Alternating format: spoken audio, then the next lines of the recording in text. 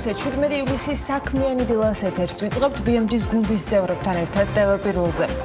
ყოფილი ონკოლოგიური საავადმყოფო ნანო უნივერსალური სამედიცინო ცენტრი ჯანდაცვის სამინისტროს მიერ მიღებული გადაწყვეტილებით დაიხურა.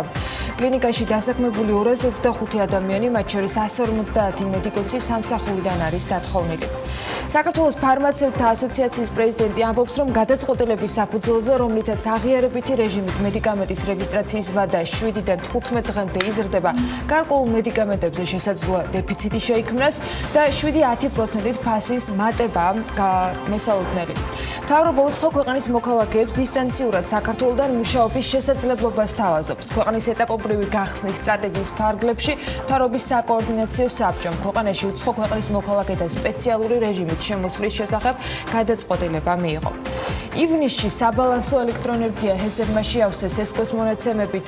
ივნისში შესყიდულმა საბალანსო ელექტროენერგიის რაოდენობამ ქსელში მთლიანი მიწოდების 21% წარმოადგინა. საბალანსო ელექტროენერგიის ღირებულება კი 28 მილიონი ლარი იყო.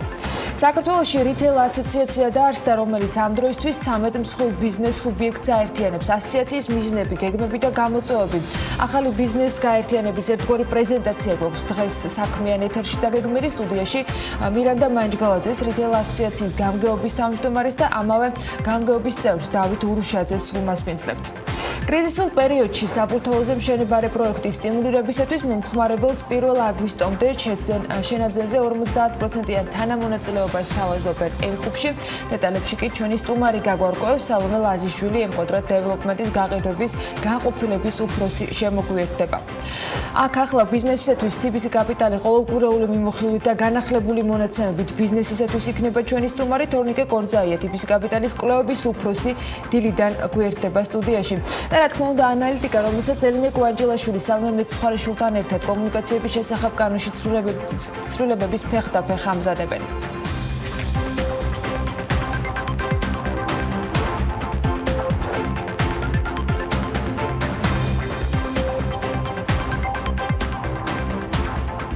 მშვიდობისა საქმიანი დილას ეთერს ვიწყებთ. დღეს 17 ივლისია, პარასკევი დღე და ნამკვირის შემაჯამებელ საქმიანი დილის ეთერს ანალიტიკას ეთერთან ერთად წარმოგიდგენთ BMG-ს გუნდის წევრების დახმარებით. მომდევნო 3 საათნახევრის განმავლობაში ძალიან საინტერესო სტუმრები გვეყოლებიან. მიმოვიხილოთ რა თქმა უნდა მიმდინარე სიახლეებსაც და თემებს, რომელიც ჩვენი მაყურებლებისათვის შევარჩიეთ.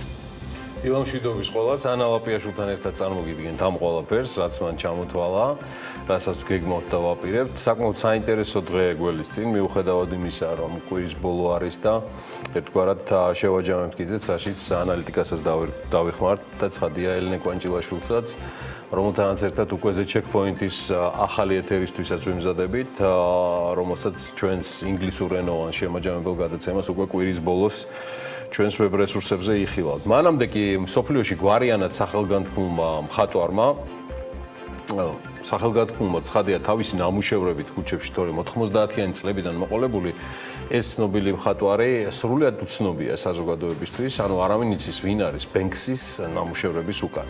ბენქსი ბრიტანეთში ცნობილი, უკვე სოფლიოში ცნობილი ხელოვანია, რომელიც საზოგადოებაში გამორჩეული პოპულარობით სარგებლობს. იგი პოპულარული აქტივისტია, სწორედ აი ამ ნახატების ქუჩის ხელოვანი, street art-ის გამორჩეული შემოქმედი, როგორც მას ხშირად მოიხსენიებენ სოციალურ ქსელშიც. ამ ხუმრობაში შარშან სოტბიზე მისი ნახატი 12 მილიონ დოლარადაც გაიყიდა, თუმცა აი გუშინ წინ Instagram-ში, თორსტები გუშინ წინ იყო, მან ახალი ვიდეო გამოაქვეყნა და ასახულია მისი ახალი ნამუშევრის გრაფიტის შექმნა სწორედ კორონავირუსის პანდემიაზე. ვიდეოში ლონდონის მეტროს თანამშრომლის ფორმაში გადაცმული დეზინფექციის ჩატარების პროცედურების ფონზე რეალურად კი მხატვარი მეტროს კედლებზე და ვაგონებზე ხატავს ძირითადად ვირთხებს, რომელთა ნაწილი აცემინებს და აგერ მეორე მთლად პარაშუტით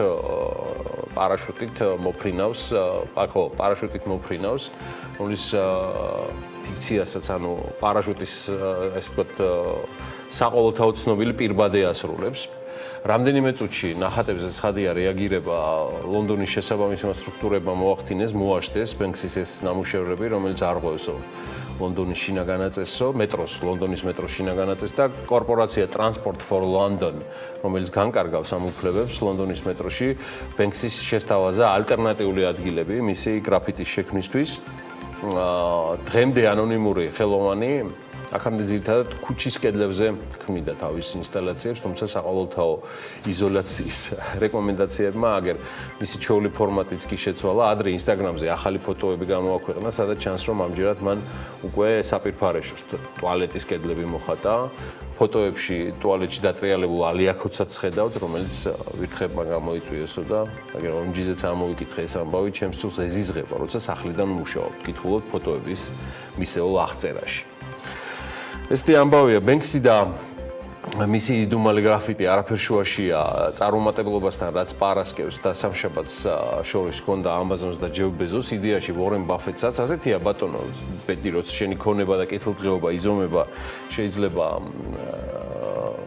ერთ წელიწადში აქციების ფასი ზრდის გამო კომპანიის საჯარო ვაჭრობის ფონზე ისე გაიზარდოს და სოფლიოში ყველაზე წარმატებული ადამიანი გახდეთ და ხშირად არის წარუმატებელი ზოლებიც. გასულ პარასკევს და სამშაბათს შორის ამაზონის დამფუძნებლის ქონება 8 მილიარდით დაკორექტირდა შემცირებისკენ, თუმცა ჯეფ ბეზოსისთვის, რომლის ქონება 191 მილიარდად არის შეფასებული, გასული დღეების დანაკარგი ჩვეულებრივი მოვლენა გახლავთ მერწმუნეთ. Forbes-ი წერს, რომ 18 მარტის შემდეგ, როდესაც 2020 წლის სოფლიოს უმდიდრესი ადამიანების სია წარადგინა, პრეზიდენტმა ტრამპმა კი საკარანტინო ეკონომიკური შეზღუდვები დააწესა, ამაზონის აქციებმა ჯამურად თითქმის 70%-იანი ზრდა მისცა და მსგავსი ასტრონომიული ზრდა გლობალური პანდემიის გამო ცხადია მომხმარებელთა ქცევის შეცვლამ განაპირობა.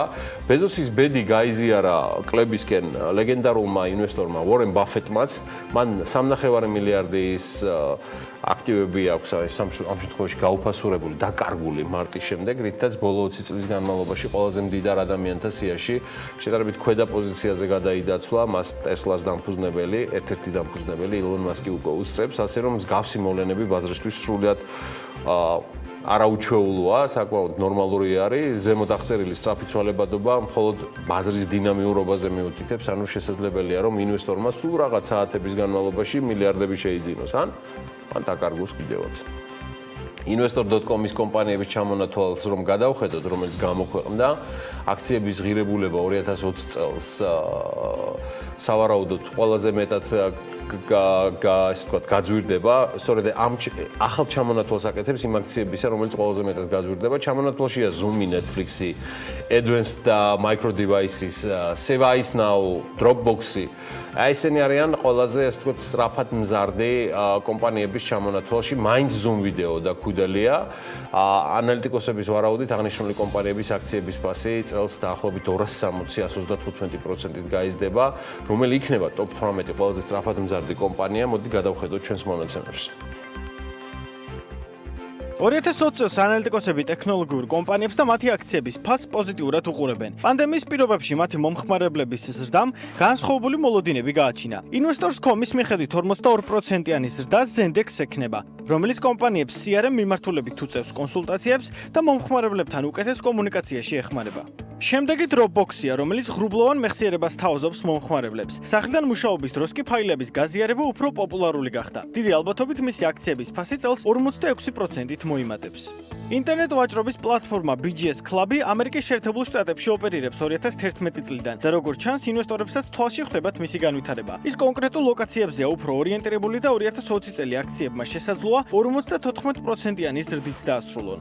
თითქმის იგივე მატებას ელოდებიან DocuSign-ისგან, რომელიც ელექტრონული დოკუმენტების პრობლემებს აგვარებს. დღეს ყველა შეთანხმება თითქმის ონლაინიდება და DocuSign-იც მის ორგანიზებაში ეხმარება კომპანიებს. მისი შემოსავალი 2019 წელს $700 მილიონი იყო. შემდეგი Netflix-ია, ყველაზე პოპულარული აპლიკაცია ლოკდაუნის დროს, რომლის საბაზრო კაპიტალიზაციაც სავარაუდოდ 57%-ით მოიმატებს. ამჟამად მისი ერთი აქცია ბირჟაზე $523 ივაჭრება. მეოთხე და მეხუთე ადგილებს ჩიპების მწარმოებელი AMD და Vertex Pharmaceuticals-ი იკავებენ 58 და 68%-იანი ზრდით. გასაკვირი არცაა, რადგან ტექნოლოგიები და მედიცინა ერთ-ერთ მომგებიან სფეროდ იქცა პანდემიის დროს. მეორე და მესამე ყველაზე მზარდ კომპანიებად Cplay Corporation-ი და Quidel Corp-ი დასახელდნენ. როგორც ანალიტიკოსები ამბობენ, მათი ღირებულება შესაძლოა გაორმაგდეს. Cplay სმარტფონებისთვის თამაშებს ქმნის, Quidel Corp-ი კი კორონავირუსის საწინააღმდეგო ვაქცინაზე მუშაობს და ჯანდაცვის სექტორში მოღვაწეობს. პირველი ადგილი უპირობოდ ეგრეთ წოდებულ პანდემიის სოციალურ ქსელ Zoom-ს ერგო. მისი აქციები 2020 წელს სავარაუდოდ 260%-ით გაიზრდება, რაც ინვესტორებისთვის სერიოზული სიგნალი იქნება. ამასობაში მილიარდერ რიჩარდ ბრენსონის holding Virgin Galactic-ს მალე ახალი მთავარი აღმასრულებელი ეყოლება, დირექტორ ამ პოზიციაზე კომპანიას Walt Disney-ის CEO მაიკლ კოლგლაიზერი გადახავს. ამ ამბის გავრცელების შემდეგ Virgin-ის აქციების ფასი 4.3%-ით გაიზარდა. ასე ხდება ცივილიზებულ მსოფლიოში, სადაც ადამიანები უამრავ ფულს აკეთებენ და ასევე უფრთხილდებიან მთავარ კაპიტალს, რომელიც ყველაზე მეტ ფულს წერს და ეს არის რეპუტაცია გამორჩეული მენეჯერისა, რომელიც კოლგლაიზერმა ბევრი უნარის გამოვლენებით და გადაწყვეტილებით დაიმსახურა. კოლგლაიზერი, რომელიც Disney-ის პარკების მმართველი დირექტორის და პრეზიდენტიც გახლდათ, Virgin Galactic-ში ჯორჯ უაიტსაიდს ჩაანაცვლებს, თუმცა უაიტსაიდი დარჩება Virgin Galactic-ში და ის მთავარი ოფიცერი იქნება კოსმოსის მიმართულებით და აღნიშნული გადაადგილება Virgin Galactic-მა მას შემდეგ განახორციელა, რაც გასულ თვეს კომპანიამ Spaceship Two სატესტო გაფრენა განახორციელა. შეგახსენებთ, ბრიტანული კომპანია Virgin Galactic-ი კოსმოსში კომერციულ ფრენების დაწყებას გეგმავს და აბა თუ მიხვდებით რამ დააჩქარა ეს აღნიშნული ფრენები, სრული სიმართლეა. ამ წლის გამორჩეულმა მოვლენამ, რომ არა კორონავირუსი, ფალკონის გამგზავრება კოსმოსის საერთაშორისო ორბიტაზე, მოკლედ ჭიანჭველებივით უმრავლდება ილონ მასკს კონკურენტები, ჩვენ კი მგონი მალე ყვითელი მარშრუტკებისაც მოვესწრებით კოსმოსში გამგზავრებას. მე მაინც მგონია, რომ ყვითელი მარშრუტკები იქაც იქნება. OPEC Plus-ის მინისტრები შეთანხმდნენ, რომ 1 აგვისტოდან მოხსნიან მოპოვებაზე გარკვეულ შეზღუდვებს დაახლოებით 2 მილიონ ბარელზეა საუბარი დღე-ღამეში და ჯამურად ეს ყველაფერი 7.7 მილიონ ბარელამდე ავა. მარტივად რომ ვთქვათ, სოფლიოში და მის ეკონომიკაში ნავთობი იქნება მეტი.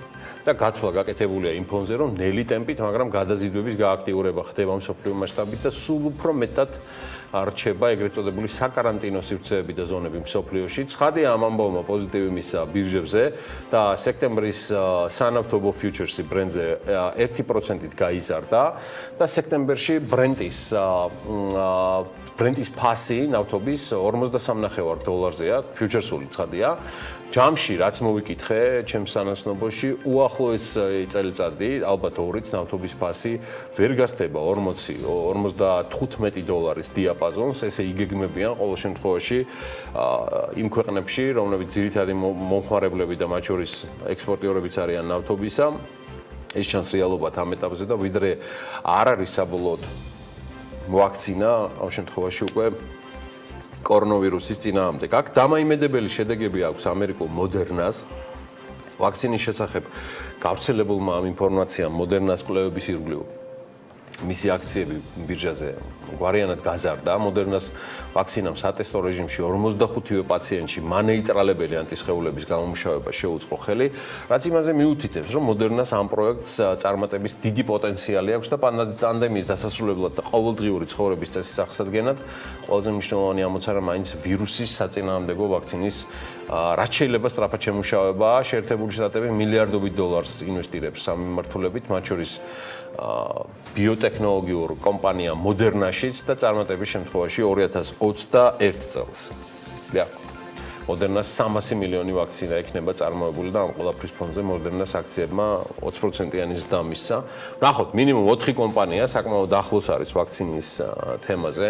მუშაობის მიმართულებით იგულისხმება მესამე საკვანძო ეტაპი, თუმცა სხვადასხვა სამედიცინო ჟურნალები, განსაკუთრებით დიდ ბრიტანეთში, პარალელურ რეჟიმში მიუთითებენ ახალი ვაქცინების, ასე ვთქვათ, ეგრეთ წოდებულ დამაზიანებელ გვერდით ეფექტებზე და სიმპტომებზე. ზოგადად სხვადასხვა პროგნოზებია ვაქცინასთან დაკავშირებით. ნაწილი ამბობს, წლის ბოლოს ასახელებენ ერთნივადებს და ლამის ყიდულობენ ჯერ არ რეგისტრირებულ და ეფექტურ პრეპარატებს. მეორე ნაწილი ფიქრობს, რომ ეფექტური ვაქცინა საუკეთესო პერიოდი 2021 წლის დასაწყისი იქნება, მათ შორის მისი ესეთი მასიური დამზადებისთვისაც და შესაბამისად წარმოებისთვის. ამ ყველაფრის ფონზე თქვენს ყურადღებას კიდევ ერთხელ მივაპყრობდი ოქროს ფასს, სრულად არაჩვეულებრივ შედეგებს აჩვენებს ოქრო და მუდმივად იზრდება მისი ფასი. დიდი ალბათობით 2020 წელი გარდა კორონავირუსული ანტირეკორდებისა ცალსახად რეკორდული იქნება ოქროსთვის და მისი ფასისთვის. საკმაოდ ამ ფონზე დიდად არ არის ერთმანეთთან კავშირში, მაგრამ საკმაოდ მიმზიდველად გამოიყურება ამ ყველაფრის ფონზე საქართველოს მთავრობის გუშინდელი იდეა და მცდელობა უცხო ქვეყნის მოქალაქეთა სპეციალური რეჟიმით შემოსვლის შესახებ. გუშინ გახმოვანდა ეს ამბავი პრემიერ-მინისტრის ინიციატივაზეა საუბარი და დავალებაზე ეკონომიკისა და მდგრადი განვითარების სამინისტრომ ტურიზმის ეროვნულ ადმინისტრაციასთან ერთად მოამზადა და გათვლილი არის ეს გადაწყვეტილება იმ უცხოელებზე, რომლებიც არიან ეგრეთ წოდებული ფრილანსერები, ანუ თვითდასაქმებულები, რომლებიც მუშაობენ დისტანციურად, ან შეუძლიათ საკუთარი ბიზნესის საქმე მსოფლიოს ნებისმიერი წერტილიდან მართონ. ნათია თურნავამ გააკეთა ამ თემაზე გუშინ განცხადება, სადაც შემუშავებული პროექტის თანახმად საქართველოს მთავრობა გამონაკლისის წესით დაუშვებს ყველა ქვეყნის მოქალაქეს საზღვრის კვეთას, რომელიც საქართველოს ტერიტორიაზე მინიმუმ 6 თვით ცხოვრების უფლება ექნება. პროექტის ფარგლებში ასევე შემუშავდა განცხადების მიღების პლატფორმა, რომლითაც გრძელვადიანი პერიოდით საქართველოში ყოფნის მსურველებს შეეძლებათ, რომ მისარგებლონ ინიციატივის მიხედვით გრძელი ვადით შემოსული ვიზიტორის ქვეყანაში შემოსვლისთვის სავალდებულოა სამივე კატეგორიის მოგზაურმა შეავსოს სავალდებულო აპლიკაცია და მიიღოს ქვეყნის საზღვრის კვეთისთვის საჭირო წინასწარი დასტური და აპლიკაციაში პირები წარმოადგენენ პირად ინფორმაციას ცნობას დამსაქმებლის და კონტრაქტორის შესახებ და წინასწარ დასტურს სავალდებულო 14-დღიანი კარანტინის უკაცრავად გავლის თაობაზე საკუთარ ხარჯზე როგორც გითხარით და მინისტრმაც დაადასტურა რომ ვიზიტორები 14-დღიან კარანტინს კომერციული ტარიფით საკუთარი ხარჯით გაევლიან და ასევე განიხილება 6-თვიანი სამოგზაურო დაზღვევის ქონათ. ნახოთ როგორც გითხარით საინტერესო მიგნება ჩანს და მთავარია რომ მოხდეს ახლა ამ მიზიდულობის გაღრმავება, რადგან დროა საქართველოს უკვე მოახდინოს საკუთარი, ასე ვთქვათ, კორონავირუსის შედეგების თუ ვირუსის გამორჩეულად სწორად მართვის კაპიტალიზაცია, ეს მგონია რომ ერთადერთი სწორი ნაბიჯი იქნება ამ მიმართულებით თუ მოხერხდა საქართველოს ამ ტიპის კონტინგენტის თამოყრა, ეს მართლაც კარგი და რაც თავარია გრძელვადიანი გათვლა არის დამატებით შემოსავლებზე და ინვესტიციებზე, რომელიც არ მხოლოდ არსებულ, არამედ გრძელვადიან ვითარებაში მეტ გათვლას მოგცემს როგორც საქართველოს ცნობადობის ამაღლების გაზდაზე და როგორც გითხარით ინვესტიციების მოზიდვის კუთხითაც. სხვათა შორის ამ ყველაფრისთვის პერსონიფიცირებული ნიადაგიც საკმაოდ საინტერესო შეიქმნება ფრილანსერების სახით. პოზიტიური ამბები არის საქართველოს ბანკის მხრიდანაც, აღსანიშნავია კვირის ბოლოსკენ მათი წარმატებები, რატომ მრავლობითში გეტყვით. ჯერ იყო და საქართველოს ბანკმა ევროპის რეკონსტრუქციისა და განვითარების ბანკთან 100 მილიონიანი ხელშეკრულება დოლარზეა საუბარი, 5 წლიანი სასესხო ხელშეკრულებას მოაწერა ხელი, ეს თანამშრომლობა მისცემს ბანკს საშუალებას მოზიდული რესურსი ათვისებული იყოს როგორც ადგილობრივ ეროვნულ ვალუტაში, ასევე ევროსა და დოლარში, მე მგონი ესეც ეროვნულია. ინვესტიცია კი განკუთვნილია მიკრო, მცირე და საშუალო ზომის ბიზნესების გრძელვადიანი შეუფერხებელი დაფინანსების უზრუნველსაყოფად და აღნიშნული ფინანსური რესურსი COVID-19 პანდემიით გამოწვეული კრიზისის მხარდაჭერი პროგრამის ფარგლებში სწორედ EBRD-ის მიერ გაცემული პირველი გრძელვადიანი სესხია საქართველოში და მიზნად ისახავს ბანკის კლიენტებისთვის კრიზისის ნეგატიური ეკონომიკური გავლენის შემსუბუქებას. როგორც გითხარით, საქართველოს ბანკს მისალოცი აქვს ნამდვილად ეს კვირა, რადგან EBRD-დან სესხის გარდა, რომელიც მნიშვნელოვანი პოსტპანდემიური პერიოდში და ლაშით შეიძლება რომ გაიცეს ეს სესხი, კიდევ ერთი თემა არის ავტორიტეტულმა ფინანსურმა ჟურნალმა Euromoney საქართველოს ბანკი 2019 წლის საქართველოში საუკეთესო ბანკად აღიარა. ბანკმა ჯილდო 2019 წელს ნაჩვენები ფინანსური სტაბილურობისთვის, არჩეული სტრატეგიისა და მუდმივად განახლებადი ციფრული შესაძლებლობისთვის მიიღო.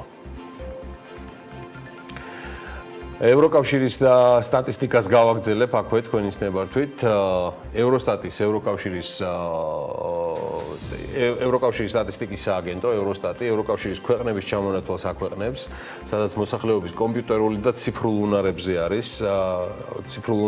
არის საუბარი. ყველაზე კარგად ვისა აქვს და რომ მოქვეყნებს ეს განვითარებული. სააგენტო ამ საკითხით მას შემდეგ დაინტერესდა, რაც კორონავირუსის პანდემიის გამო ახალგაზრდების უმეტესობა 16-24 წლის ასაკობრივ ჯგუფზეა საუბარი. იძულებული გახდა სწავლა დისტანციურ რეჟიმში გაეგრძელებინა. ევროსტატმა მონაცემები 2019 წლის შედეგების დაყრდნობით გამოაქვეყნა და კვლევებმა აჩვენა, რომ ევროკავშირის 5-დან 4 ახალგაზრდას ეს ამ ასაკობრივ ჯგუფში საშუალო ან საშუალოზე მაღალ დონეზე აქვს განვითარებული კომპიუტერულ ციფრული უნარები, რა დაახლოებით 24% პუნქტით მეტია 16-დან 74 წლიან ასაკობრივ ჯგუფთან შედარებით. ანუ აქ საშუალო მაჩვენებელი 56%-ია. ევროსტატის მონაცემების მიხედვით ევროკავშირის ქვეყნებიდან მოსახლეობას კომპიუტერული და ციფრული უნარები ყველაზე კარგად განვითარებული აქვს ხორვატიაში. აი, ჩამონათვალი აგერ არის. მას მოყვება ესტონეთი, ლიეტუვა, ნიდერლანდები და საბერძნეთიც კი 92%, ყველაზე დაბალი მაჩვენებელი მაინც რუმინეთში, ბულგარეთში, უნგრეთში, ლატვიასა და ლუქსემბურგში ფიქსირდება. აი ესეთი რამ დადო ევროსტატმა. პანდემიის შედეგად ადამიანების ნაწილმა დახურული ბიზნესების გამოდაკარგა სახსახური, ნაწილმა კი თავად გადაწყვიტა, ვთქვათ, წამოსვლა საკუთარი უსაფრთხოების მიზნით და მაგალითად ტრაფიკების ობიექტებში, მაკდონალდში, საბვეიში თუ დანკინში დასაქმებულები მუშაობის განახლებას, ობიექტების გახსნისა და პროცესების აღდგენის პარალელურად სამსახურიდან წამოვიდნენ იმის გამოც, რომ დღევანდელ რეალობაში 11 წამყვანი ბრენდი კვების ინდუსტრიიდან ეძებს თანამშრომლებს, რომელია ეს ობიექტები და რა ტიპის ვაკანსიები აქვთ მათ. ბიზნეს ინსაიდერის მასალაზე დაყრდნობით ეს ყველაფერი გაამზადა მარიამ ადამიანს, რომელმაც იშრომა და ჩვენთვის სიუჟეტი მოამზადა ამ ბლოკის ბოლოსკენ.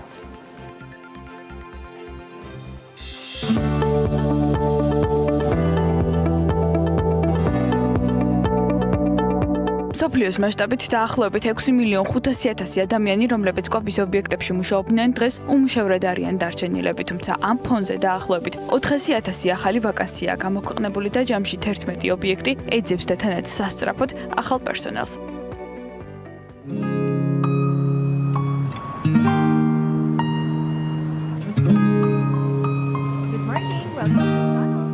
მათ შორის მაკდონალდსი, რომელიც 260,000 ადამიანს დაასაქმებს მიმდინარე წლის ზაფხულში ამერიკის შეერთებულ შტატებში და თანხას უსვამენ უსაფრთხოების სტანდარტებს, რომლის თანახმადაც მაგ ფემილის ნებისმიერი თანამშრომელი, ისევე როგორც მომხმარებელი, არის სრულად დაცული.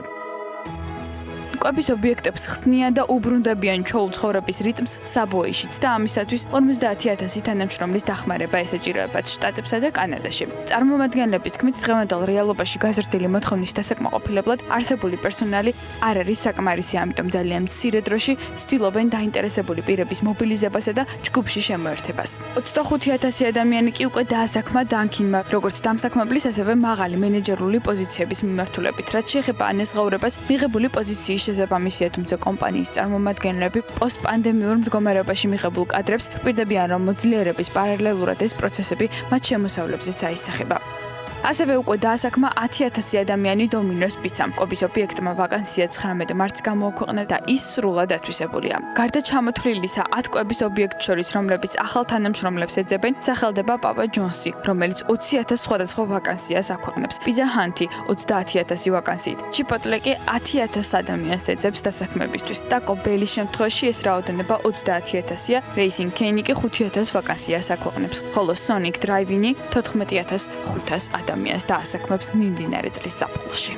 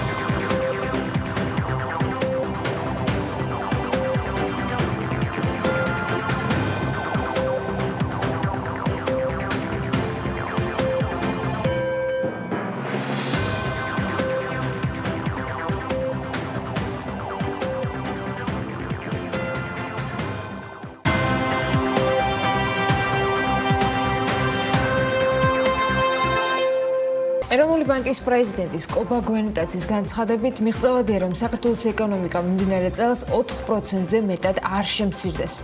გვენიტაძემ პარლამენტში წლიური ანგარიშის წარდგენისას თქვა, რომ შოკებთან გასამკლავებლად გაცვლითი კურსის მოქნილობა კვლავ აქტუალური იქნება. IMF-ის ხელმძღვანელის კრისტალინა გეორგიევას განცხადებით, გლობალურ ეკონომიკაში ზრდა შეინიშნება კორონავირუსის პანდემიის გამო გამოწვეული უპრეცედენტო კლების შემდეგ. ამასთანავე გეორგიევა საზოგადოებას აფრთხილებს, რომ ინფექციის მეორე ტალღამ ეკონომიკის მეტი შეფერხება შეიძლება გამოიწვიოს. ქართველი სტუდენტებისათვის, რომლებსაც გერმანიაში დასაქმების კონტრაქტები აქვთ, თბილისი, ბერლინი, თბილისის მიმართულებით ფრენა დაენიშნა. ნებართვის გარეშე სამედიცინო საქმიანობის წარმოება 15,000-დან 30,000 ლარამდე დაჯარიმებას გამოიწვევს. ამჟამად მოქმედი კანონი ამ ქმედებაზე 10,000 ლარიან ჯარიმას ითვალისწინებს. პარნეულში ახალი სტადიონი აშენდება, 1500 მაყურებელზე გათვლილი საფეხბურთო სტადიონის მშენებლობაზე ტენდერი უკვე გამოცხადდა. შეზღუდვის სავარაუდო ღირებულება კი 7 მილიონამდეა.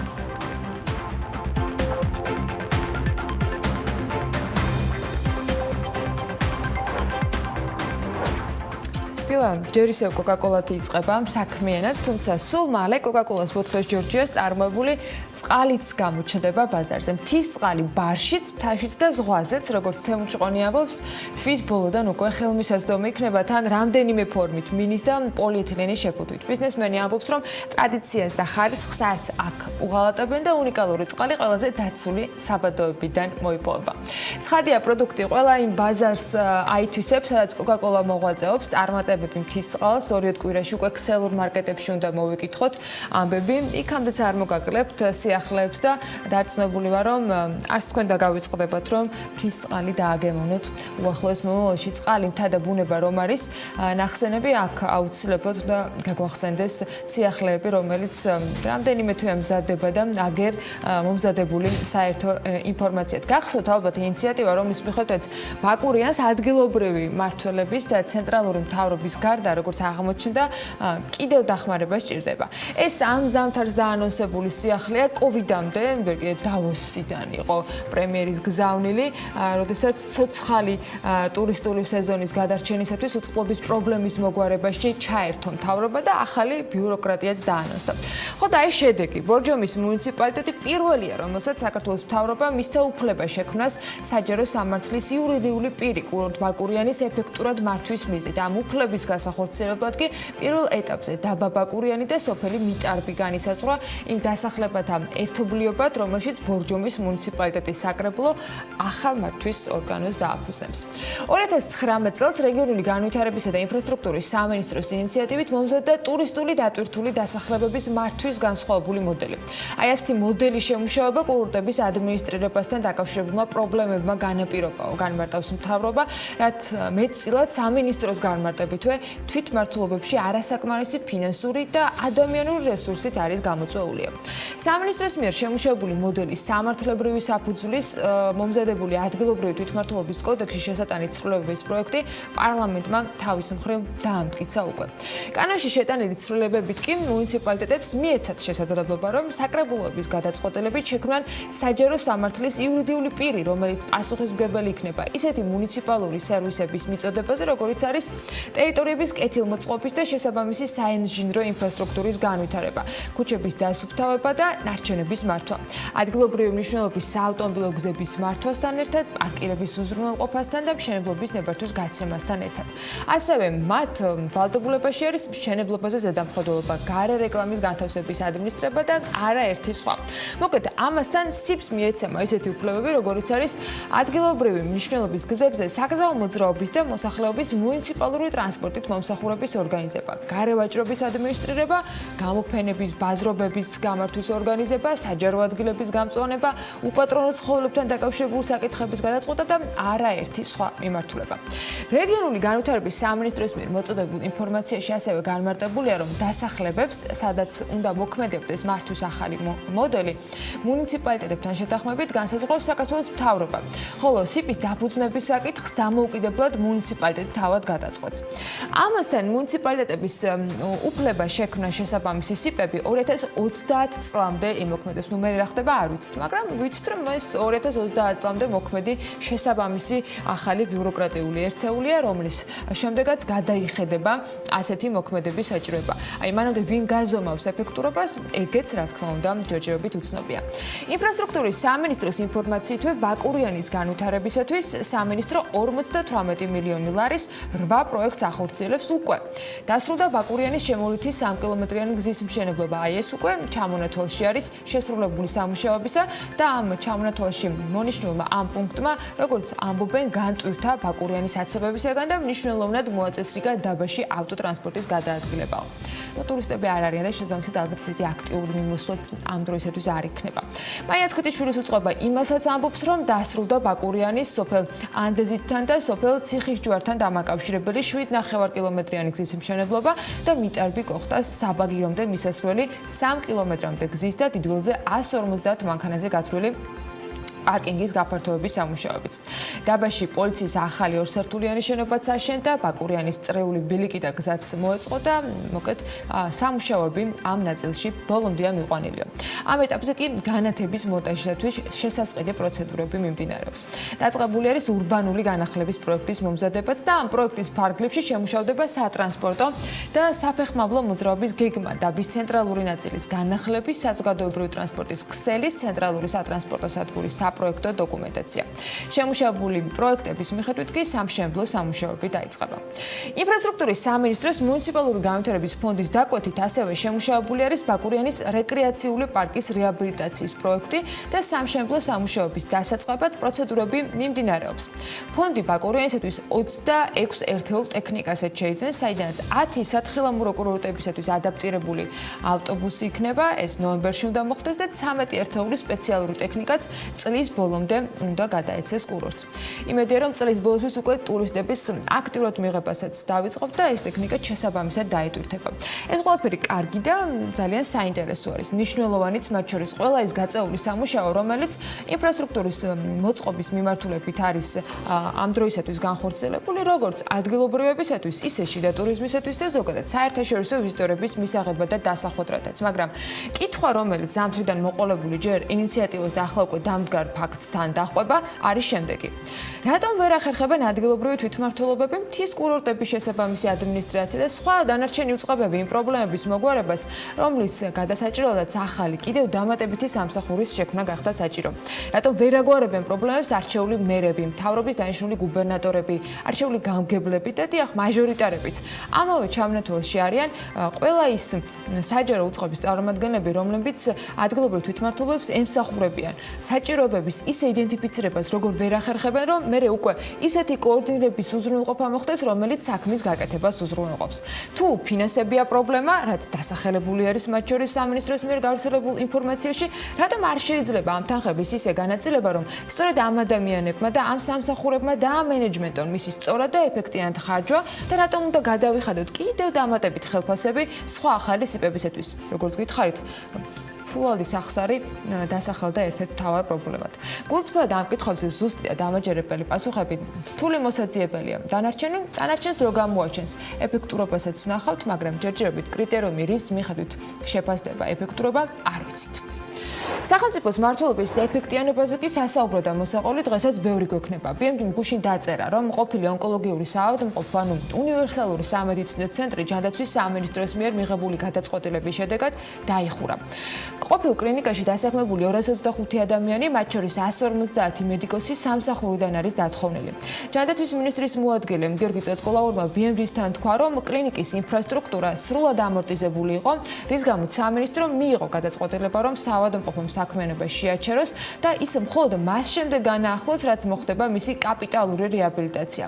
თუმცა ტიკარაძის მოადგილე ვერ ასახელებს, რა დრო დასჭირდება სამედიცინო ცენტრისთვის, როგორც ახალი სტრატეგიის შექმნას, ასევე იმ ტენდერებს, რაც რეაბილიტაციისათვის გახდა საჭირო. როგორც ირკვევა, უნივერსალური სამედიცინო ცენტრი უკანასკნელი წლების განმავლობაში ფინანსური კრიზისის წინაშე იყო და კლინიკას მედიკოსთა სახელფასო დავალიანებებიც უხვად ჰქონდა წარმოშობილი. არსებობდა დავალიანებების სხვა მომწოდებლების მიმართაც.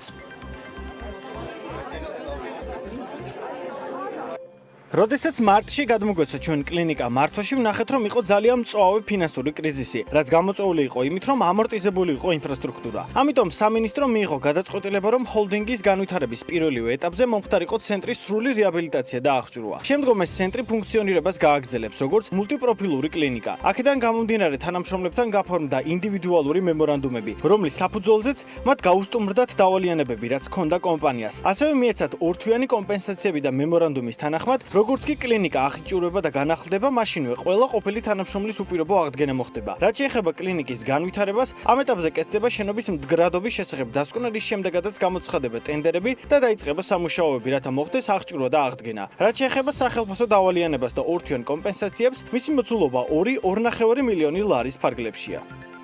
სამსახურიდან გათავისუფლებული ადამიანების შესახებ კითხვაზე გიორგი გოლაური პასუხობს, რომ კლინიკაში პერსონალის დაახლოებით 80% ამავდროულად სხვა კლინიკაშიც მუშაობდა, ხოლო იმ მედიკოსებს, რომელთა ერთადერთი სამსახურიც უნივერსალური სამედიცინო ცენტრი იყო, სამინისტროს სხვადასხვა კლინიკებში დასაქმებისათვის რეკომენდაციას გაუწევს. ნახოთ, როდის დაიდება სტრატეგია და როდის განახლდება ამ მიმართულებით მუშაობა, თუმცა მხოლოდ ეს არ არის პრობლემა და დრო ჯერჯერობით ნეგატიურად ძალიან ბევრ ბიზნესზე მოქმედებს. კორონავირუსით გამოწვეულ ნეგატიურ ეფექტზე BMW-თან ავტომობილების გამქირავებელი კომპანიებიც აქტიურად საუბრობენ. იმის გათვალისწინებით, რომ მათი ძირითადი კლიენტები სწორედ ტურისტები იყვნენ, შეკითხვები ფაქტობრივად აღარ ჩნდება, როცა ამბობენ, რომ მათი შემოსავალი ნულს გაუტოლდა. შესაბამისად, ზოგიერთმა კომპანიამ კრიზისულ მდგომარეობას ვეღარ გაუძლო და ბაზარი დატოვა კიდეც. ანუკა ჯოხაძე ავტომობილების გაქირავების სერვისის მიმწოდებელ ქართულ კომპანიებს ესაუბრა.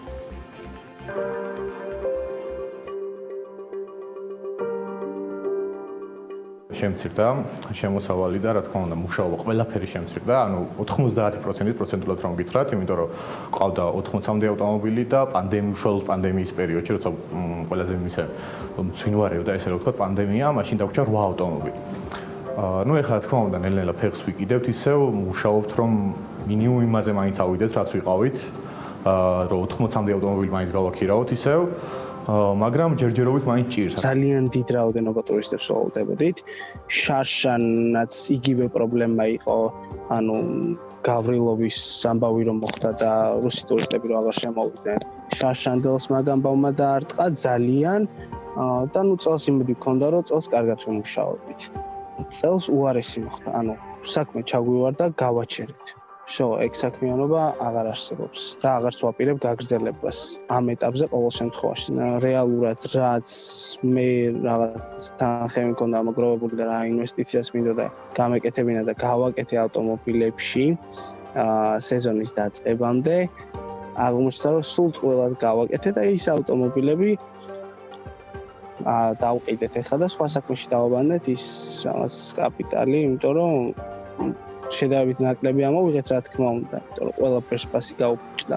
ანუ თუ არ ჩავთვლით იმას პოტენციურად, რას უნდა ყოფილიყო შემოსავალი, კონკრეტულად რაც გაგვაჩნდა ის ზარალი რო დავთვალოთ, ალბათ სადღაც 1-40,000 დავთვლით და ის რაც უნდა შემოსულიყო და ის რაც უნდა გვეშოვნა და როგორც უნდა განვითარებულიყო და რა პოტენციალის გაგვაჩნდა, ალბათ რა ვიცი ძალიან დიდ თანხაზეა ვარ. მომხმარებლების ძირითადი რაოდენობა შედგება ტურისტებისგან.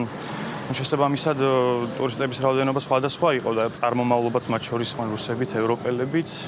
და შესაბამისად, რახან პანდემიის დროს როგორც სოფლიოს ნებისმიერ ქვეყანაში, ისე შეგვეყო ჩვენც და ნუ ბიზნესი ასე ვთქვათ აისახა შედარებით უარყოფითად რა ჯერჯერობით მომხმარებლები არ არიან.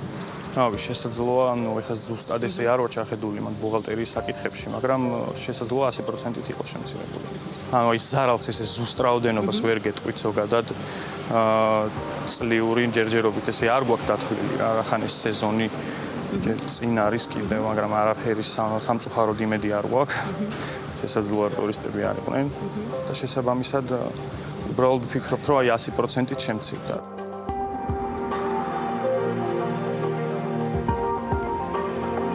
მოხდა ისეთ რამ, რომ ბიზნეს სესხზე მქონდა განაცხადი შეტანილი ერთ-ერთ ბანკში და ზუსტად მაშინ როცა უკვე თითქმის დამტკიცებული იყო ჩემზე ეს ჩვენს კომპანიაზე უბრალოდ ეს ცესხი და უნდა აგვიყო და დაგვეწყო რაღაც ანტიკრიზისული გეგმის შემუშავება, ესე მაინც რო ვთქვათ, აი იმ დღეებში გაჩერდა ცესხების გაცემა განხილვა, ბიზნეს ცესხებზე კონკრეტულად საუბარი. რამაც, ну, რა თქმა უნდა, რაც ძალიან დიდი დარტყმა იყო ჩვენთვის. ალბათ კარგი იქნებოდა ცესხების პროცენტის სუბსიდირება, როგორც იპოთეკურ ცესხებზე მოხდა, ასევე ბიზნეს ცესხებზე რომ მოხდეს მსგავსი. ვინაიდან რადგანაც ყველა სჭირდება ეხლა თანხა რომ ისევ ფეხი მოიდგას, ამოძრავდეს. რადგან უკვე რაც დანაზოგი ქონდა და რაც ხარჯი ქონდა გათვალისწინებული, იმაზე 2-ჯერ და 10-ჯერ მეტი აქ ზოგ შეიძლება დახარჯული. მე პირადად, ну, ბევრად მეტი ვიდრე ველოდებოდი, რა თქმა უნდა. ავტოგაქირავების ბიზნესი მუშაობს 5 თვე, რასაც ქვია მუშაობა. იწყება მაისიდან და ოქტომბრის შუარიცხვებამდე, რა აპრილის ბოლო, ოქტომბრის შუარიცხვებამდე. ბუმი არის 3 თვე. პროგნოზირებანა სიტუაცია, რა თქმა უნდა, შეუშავა ხელი იმან, რომ ანუ თვითონაც არისო და სახელმწიფომ რა მოხდებოდა და აქედან გამომდინარე რაღაც ილუზიურ თარიღებს ქმნიდა, ვითომ აი ამის შემდეგ შემოვლე, ანუ შეუშავა ამ ყველაფერმა ხელი, იმიტომ რომ ვიღაცას მოლოდინი უჩნდებოდა. მე ზუსტად ვიცოდი, რომ ესე მოხდებოდა, ზუსტად გავთვალე და აქედან გამომდინარე თავი აღარ ავიტკიე, რომ ცხოვრობ არასტაბილურ ქვეყანაში. სადაც ხვალ რა იქნება, ანუ რაღაც დონეზეც ვერ განსაზღვრავ. მით უმეტეს ამ ყველაფერს დაემატა ისეთი რაღაცა, რასაც ცხოვრებაში ვერავინ ვერ დაუშვებდა. აქედან გამომდინარე, ჯერ ეს სიტუაცია არ დამთავრებულა. ხვალზე რა იქნება, არავინ არ ვიცით. ანუ ვერანაირ პროგნოზს ვერ გააკეთებ. ანუ ისიც არ ვიცი რა უნდა მომიმდეს, რომ ძირითადად გამომდინარე იქიდან, რომ მე და ჩემმა მეგობარმა გავაკეთეთ ეს კომპანია და ჩვენი ხარჯებით იყო ყველაფერი და რა თქმა უნდა გათვალისწინებულია ესეთი პერიოდებისთვისაც, იმიტომ რომ შეიძლება იყოს ესეთი მომენტი, რომ არ იყვნენ საერთოდ ტურისტები და შესაბამისად არ არის მუშაობა. ესეც პანდემია შესაბამისად ან ნიშნავს ჩავარდნას ზაფხულის სეზონის.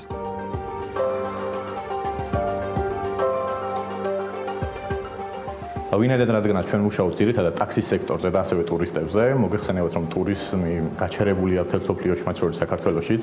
რაც შეეხება ტაქსის სექტორს, გაიზარდა მიწოდება, ვინაიდან რადგანაც ბევრი დარჩა უმუშევარი და ბევრმა გადაწყვიტა რომ ტაქსზე უნდა დამუშაობა და მოთხოვნა შემცირდა. მოთხოვნა შემცირდა, იმიტომ რომ რა თქმა უნდა დაიხურა უნივერსიტეტები, არ არის არანაირი სასწავლო დაწესებულება ერთი სიტყვით და გაჩერდა ბევრი ისეთი სამსახური, რომელსაც მისვლა-მოსვლა ჭირდებოდა და ყველაფერი გადავიდა ონლაინ რეჟიმზე. შესაბამისად, ტაქსზე მოთხოვნა შემცირდა, მიწოდება გაიზარდა. შესაბამისად, ფასი დაიკლო ტაქსმა, შესაბამისად, რაც შეეხება ავტომობილის გაქირავების ფასმაც დაიკლო, რა თქმა უნდა.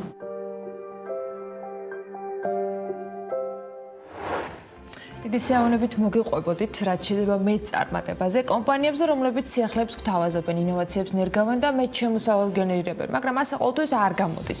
პრობლემური საკითხების უგროვებულყოფით კი ნარასდროს გამოგვივა ასეთი შედეგიც. და მაინც კარგი მაგალითებიც გვაქვს და მათ შესახებაც ამების მოყოლაში ტერაბანკს მნიშვნელოვანი წვლილი აქვს დღევანდელი საქმიანი დილას მაყურებლებისათვის განსაკუთრებით. ბანკი ბიზნეს კლიენტებს საქმიანობის პოპულარიზაციაში ეხმარება, მათ შორის კომპანიებისათვის განკუთვნილი სასაჩუქრე პაკეტები ისეთ სერვისებს აერთიანებს, როგორც არის ლოგოს და კორპორატიული სტილის, სოციალური მედიის არხების და ვებგვერდის შექმნა, რეკლამისა თუ ბიუჯეტის დაგეგმარება, ტურისტულ პლატფორმაზე პოპულარიზაცია, ფოტოკადაღება და არაერთი სხვა მიმართულება. მომხმარებლები სერვისებს თავად საჭიროების მიხედვით არჩევენ და შესაბამისად დღეს კიდევ ერთ ქართულ ბიზნესზე უნდა მოგიყვეთ. კომპანია შნო ქართულ ბაზარზე 27 წელია, რაც ოპერირებს და ქვეყანას რკინის ხის ავეჯებით ამარაგებს. შნოს ბიზნეს საქმიანობა 1993 წლიდან იწყება და ბაზრის მოთხოვნის შესაბამისად ვითარდება. კომპანიის დამფუძნებლებს აქვთ ამბიცია, რომ კონკრეტულ ბაზარზე იყვნენ პირველები და აკეთებენ ყველაფერს იმისთვის, რომ იმპორტირებული ავეჯი ქართული ნაწარმით შეძლების დაგვარად ჩანაცვლდეს. შნოს შოურუმი დღეს მხოლოდ თბილისშია, მაგრამ სამომავლოდ ვინ იცის, გეგმაში ქვეყნის მოცვა და მერე ქვეყნის საექსპორტო კალათაში საკუთარი წილის მონიშნვაც განსაზღვრულია. სტაფილოსფერი, ყვითელი, წითელი, ლურჯი სავარძელი, მაგი და ხისკამი და ჟურნალების სათავსო. ეს ის არასრული ავეჯია, რასაც კომპანია შნო საქართველოში აწარმოებს. ბიზნეს პროექტი გივინიორაძემ მაშინ ჩამოაყალიბა, როცა საქართველოში ყველაფერი უარესდებოდა. იმ დროს, როცა შნო პირველ ნაბიჯებს დგამდა, მაშინ ბიზნესებს ოპერირება და მით უმეტეს რაღაც ახლის შექმნა 1993 წელს ნამდვილად ეშინოდათ. სრული არეულობა და გაურკვევლობა ბაზარზე. კუპონი კუპონს აღარ ჰგავდა და ერთი ზუსტად იცოდნენ. ეს პერიოდი ცვლილებების უნდა ყოფილიყო.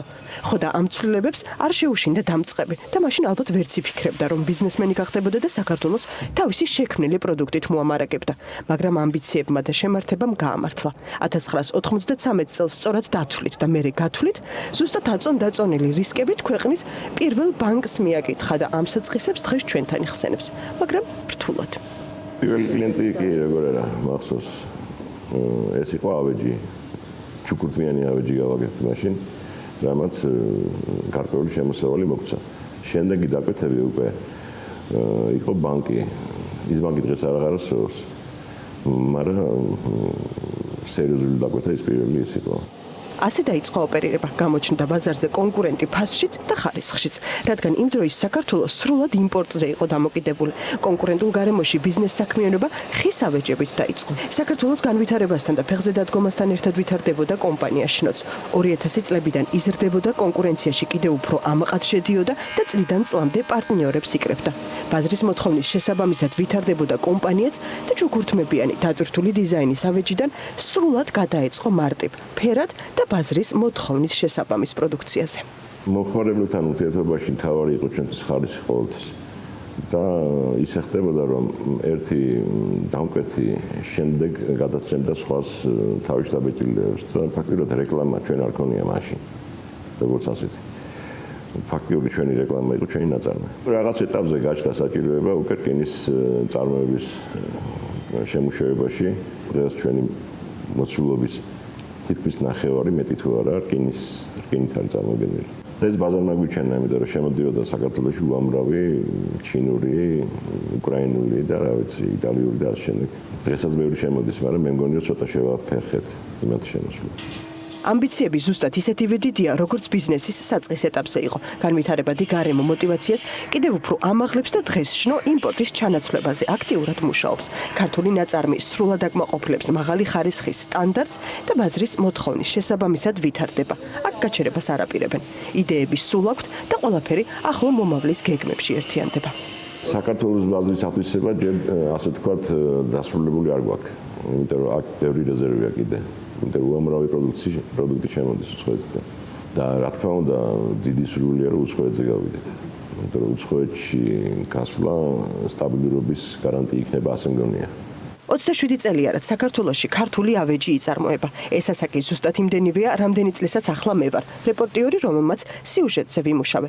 ამიტომ ზუსტად ვიცი ის განვითარების დინამიკა, რაც კომპანია შნომ ბაზარზე თავის დასამკვიდრებლად გაიარა. გამოწვევებს ახალი შესაძლებლობებით ხვდებიან და არც ახლა გაურბიან პანდემიურ რეალობას. ფაქტია, შნოს დამფუძნებლებს ბიზნესის კეთების საუკეთესო შნო აღმოაჩნდათ. საქართველოს რეგიონული განვითარების და ინფრასტრუქტურის სამინისტროს ინფორმაციით, მაღალმთიანი რეგიონების განვითარების შესახებ კანონის მიღებიდან ზუსტად 5 წლის თავზე კიდევ 59 სოფელს მაღალმთიანი დასახლების სტატუსი მიენიჭა. ეროვნული ბანკის მიერ გამოქვეყნებული სტატისტიკის თანახმად 2020 წლის ივნისში საქართველოს ტურიზმიდან 11.200.000 დოლარი შემოსავალი მიიღო, რაც წინა წლის იგივე მაჩვენებელს თუ შევადარებთ, 329 მილიონი დოლარით ნაკლებია. ეროვნული ბანკი მიმდინარე ანგარიშის დეფიციტის პროგნოზს აუმჯობესებს. ბანკის პრეზიდენტი წერს, რომ ფულადი გზავნილების დინამიკა არის მნიშვნელოვნად გაუმჯობესებული და პროგნოზი იმაზე უკეთესია, ვიდრე ეს პანდემიის დასაწყისში ჩანდა. პრემიერ-მინისტრი გიორგი გახარიას შეფასებით, მთავრობის მხარდამჭერი პროგრამის გამოცხადების შემდგომ სხვადასხვა მიმართულებით აქტივობები გაიზარდა. მთავრობის ხდომაზე გახარიამ თქვა, რომ სახელმწიფოს მხარდამჭერი პროგრამებით 70,000-ზე მეტმა ფერმერმა ისარგებლა. მისივე განცხადებით, მნიშვნელოვანია ფერმერების წინაშე არსებულ ყველა გამოწვევაზე დროული რეაგირება მოხდეს და მათ შორის მან მთავრობის დღის წესრიგში კახეთში სტიქიისას დაზარალებულების დახმარება დააყენა. კარგად მიდის დინამიურად ვითარდება სოფლის მეურნეობის მიმართულებაც. 70,000-ზე მეტმა ფერმერმა ისარგებლა სახელმწიფოს მხარდაჭერის პროგრამებით. მე მინდა აქ ბატონ მინისტრს გავახსენო, რომ რთველი გვიახლოვდება ისევე როგორც თხილის სეზონი და აქ განსაკუთრებით ყურადღება უნდა მივაქციოთ. სახელმწიფოსგან დახმარების გაწევის მნიშვნელობაზე და მოცვაზე პრემიერმა იმ კონტექსტშიც ისაუბრა, რომლის თანახმადაც პანდემიის შოკი და ეკონომიკაზე მისი ზემოქმედება წლის ბოლომდე გაგრძელდება. კახარიას თქმით, სწორედ ამიტომ არის მნიშვნელოვანი და შესაბამისი დავალება ფინანსთა სამინისტროსთვის უკვე გაცემულია, რომ გადამოწმდეს ყველა სოციალური ჯგუფი და განსაკუთრებული აუცილებლობის შემთხვევაში მოქალაქეების დასახმარებლად რესურსები მოიზიდოს.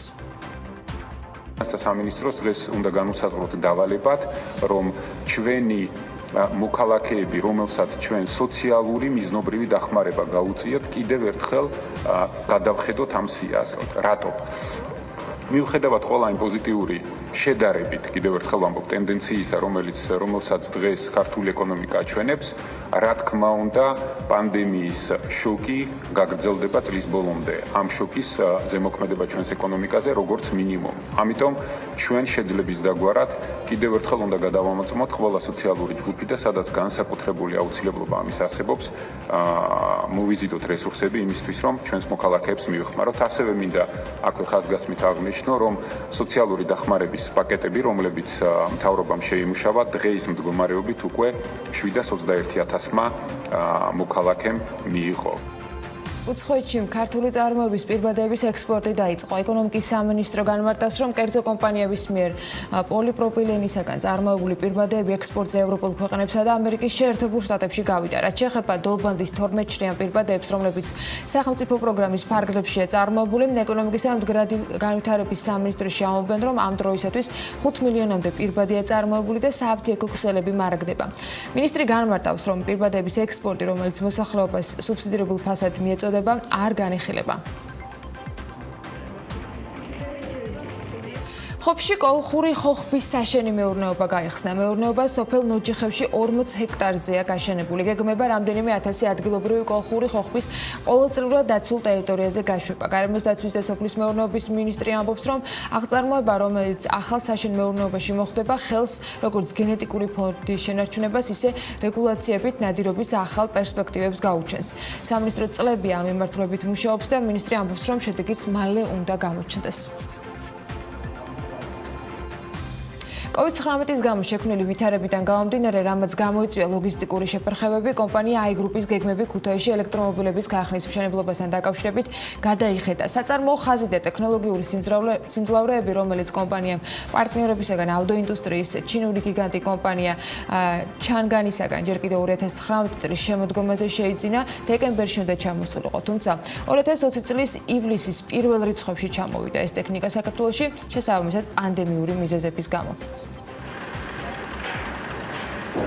როგორც ხედავთ, საწარმოო ხაზი, რომელიც დღეს აქ მივიღეთ, 8 თვის დაგვიანებით ჩამოვიდა.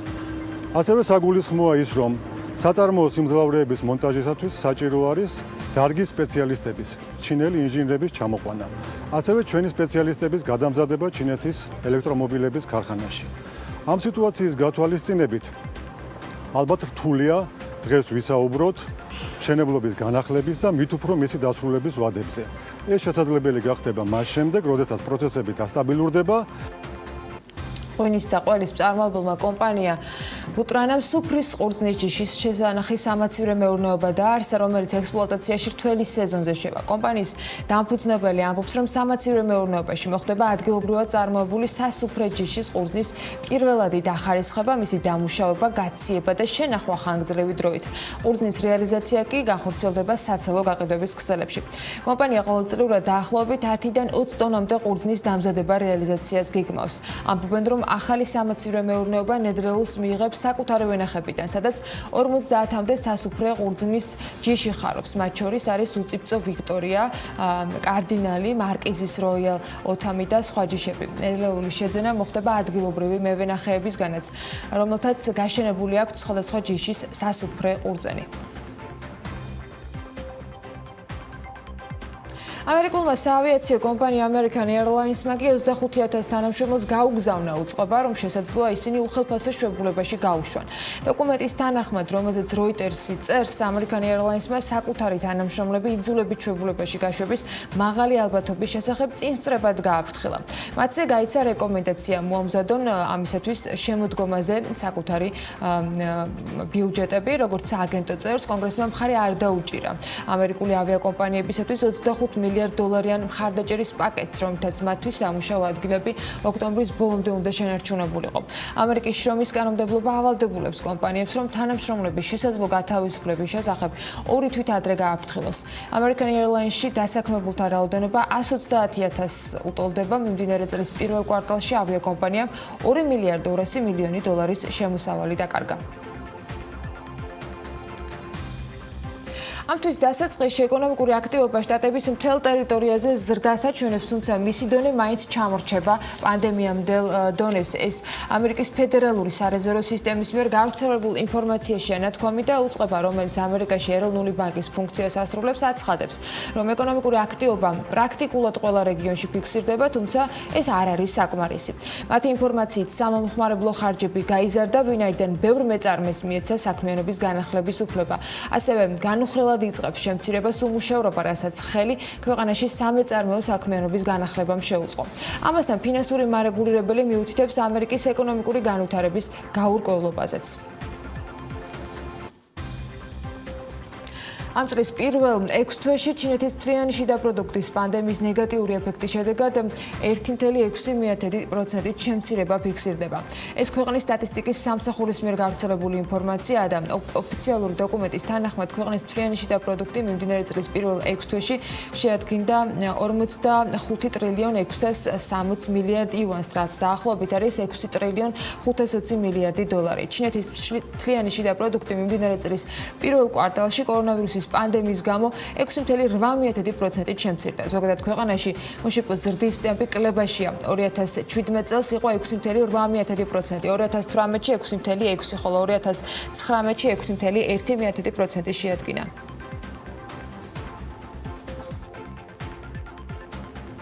ფინანსური საგანმანათლებლო და ტექნოლოგიური ცენტრი ჰონკონგი და მისი ეფექტური მეთოდები კოვიდის წინააღმდეგ მთელ მსოფლიოში ცნობილი არის, რადგან სწორედ მისგან იღებდნენ მაგალითებს სხვა ქვეყნები. თუმცა ამ მეთოდების გარდა მთავარი საიდუმლო, რომელიც კორონავირუსის წინააღმდეგ გამარჯვების უკან დგას, ეს ტექნოლოგიები და რობოტებია. როგორ დაამარცხა ჰონკონგმა კორონავირუსი და შეგვიძლია თუ არა ჩვენც ამ მოდელის გაზიარება. ჰონკონგის საიდუმლო ფორმულის შესახებ მარიამ ადამია ეძებდა ინგრედიენტებს.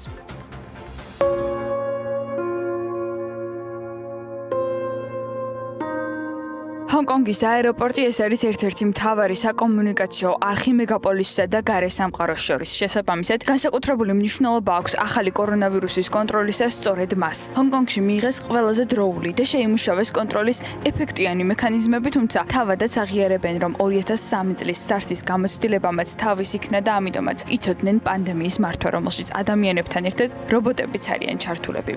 მთავარ ფოკუსში ისევ და ისევ აეროპორტია, რომლის ტერმინალშიც ვერ შევა ვერავინ, ვისაც სიცხე 37-ზე მაღალი დაუფიქსირდება, ხოლო პერსონალისთვის შესაბამისი სადეზინფექციო კაბინებია შექმნილი. იმისათვის, რომ პერსონალს 40 წამიანი დეზინფექციის ჩატარებისა და სიცხის სწრაფად გაზომვის საშუალება ჰქონდეთ. რაც შეეხება რობოტების ფუნქციას, მათ პასუხისმგებლობა აქვთ აღებული დერეფნების, იატაკებისა და სველი წერტილების დეზინფექციაზე.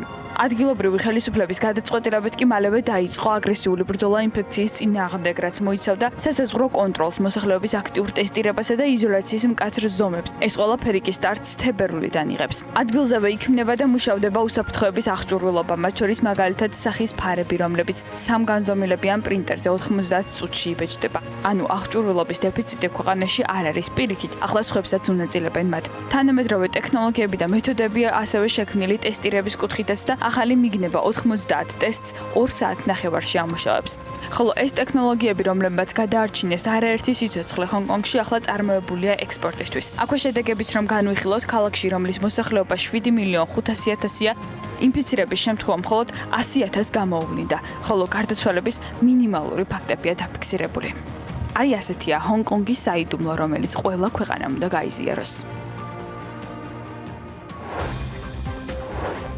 ესე ბრუნდები საქართველოში აქ ახლა ბიზნესისთვის TBC კაპიტალი ყოველგვაროვანი მიმოხილვით და განახლებული მონაცემებით შემოგვიერთდება. თენიკე კორძაიას TBC კაპიტალის კვლევების უფროს რამდენიმე წუთში რეკლამის შემდეგ უმასპინძლებთ.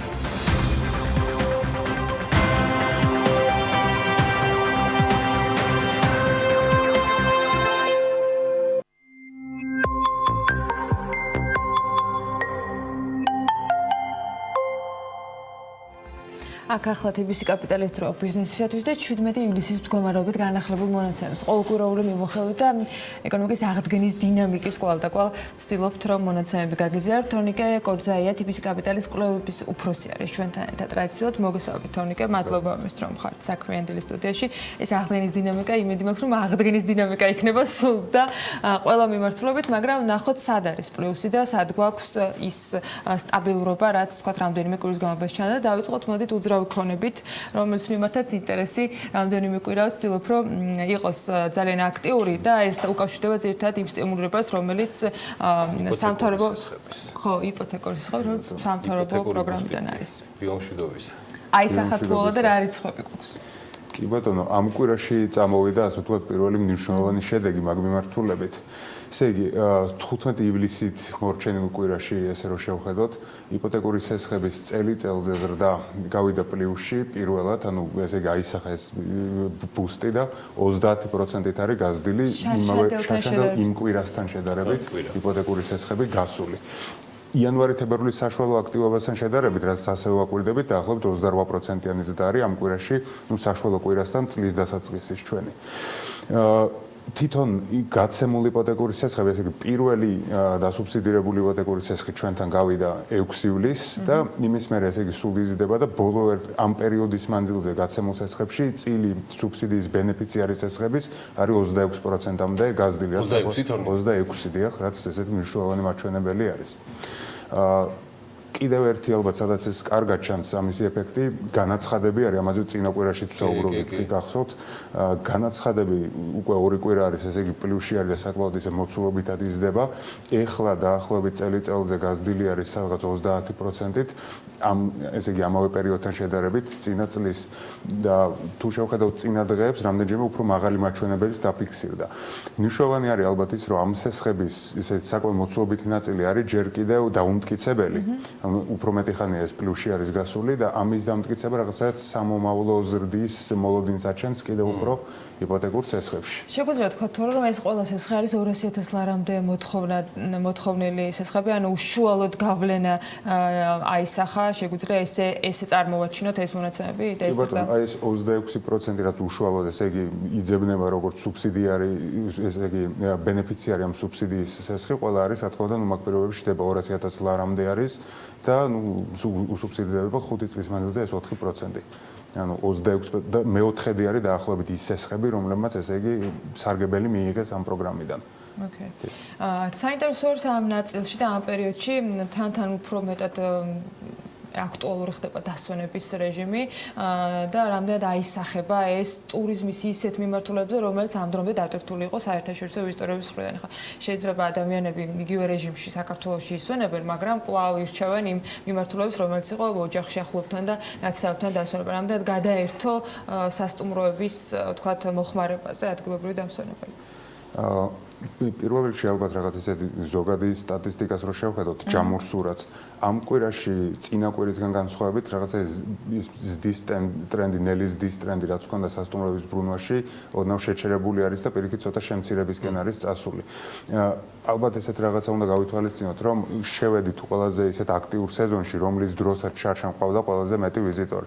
მაგალითად ივნისში თუ ყავდა 725.000 ვიზიტორი, ივლისში ყავდა 890.000 ვიზიტორი შარშან და აგვისტოში საერთოდ მილიონზე მეტი კაცი იყო შემოსული, 1,100,000 ადამიანი გვესტუმრა აგვისტოში. ანუ ეხლა საბაზისო ეფექტი რაც წინა წლიდან გვაკლდება უცხოეთისგან, მიუხედავად იმისა, რომ ჩვენი ტურიზმი ადგილობრივი ვფიქრობთ, რომ არ არის შემცირებული, იმიტომ რომ პირიქით ესე გამოკითხვაზე როცა გადავალთ, ვიტყვით, რომ იქ უკვე დატვირთულობები მოსალოდნელი კიდევ უფრო ცოტათი გაზრდილი არის. მაგრამ ანუ ეს საბაზისო ეფექტი რაც გვაკლდება, ესე იგი თავის დაღს ასე ვთქვათ აჩენს რა მაინც ამ ციფრებს. მოსალოდნელია, რომ ეს ზრდის ტრენდი, ანუ რომელიც ბოლო კვირების მანძილზე გვქონდა, შეიძლება ოდნავ შენელდეს ან პირიქით შემცირებისკენ წავიდეს ამ ეფექტის გათვალისწინებით. ნუ ამაზე უნდა დავაკვირდეთ. აი, ხასიათი თუ შეგვიძლია გავამკვეთოთ, ამ თქვათ დატვირთულობის არის ისე მხოლოდ შაბათ-კვირების მიმართულებით თუ გრძელვადიანი დასვენების მსურველებიც ირჩევენ ისეთ მომსახურებას, როგორიც შედის უკვე საშუალო ან მაღალი კლასის სასტუმროებში გაჩერება და განთავსება. ვიკენდი რა თქმა უნდა უფრო დატვირთული არის, ანუ ჩვენ ვიკენდებსაც ვუყურებთ და ყოველთვის რაღაც დაახლოებით 1.5-ჯერ 2-ჯერ უფრო მაღალი დატვირთულობები ჩანს, ვიდრე საშუალო კვირის მანძილზე. თუმცა ანუ საშუალო დატვირთულობები არის მომატებული რა. ეხლა რომ შევხედოთ ესე თბილისში 4% არის, კახეთში 22% არის, ესე იგი ივლისის მოსალოდნელი დატვირთულობა, ბათუმში 13 და სხვა რეგიონებში რაღაც ორნიშნა მაჩვენებელი აქვს. წინა კვირას, რასაც მოველოდით, რომ ივლისში იქნებოდა დატვირთულობები, იმასთან შედარებით ყველგან რაღაც 1-2-3% პუნქტით მეტი არის თბილისის გარდა. თბილისი რაღაც ესე უფრო ბრტყელი რჩება. ჩვენ ერთი არის რომ დავამატეთ, ესე იგი სასტუმროები ადრე ქონდა მხოლოდ დიდი სასტუმროების გამოკითხვა, 25 დიდი სასტუმრო ქონდა გამოკითხული. ხა დავამატეთ 20 საშუალო და პატარა სასტუმროს გამოკითხვა ასევე. იქაც რაღაცა ანუ რეგიონების მიხედვით განაწილება იგივენაირი არის, კახეთი ლიდერობს 20%-იანი დატვირთულობა არის მოსალოდნელი ივლისში.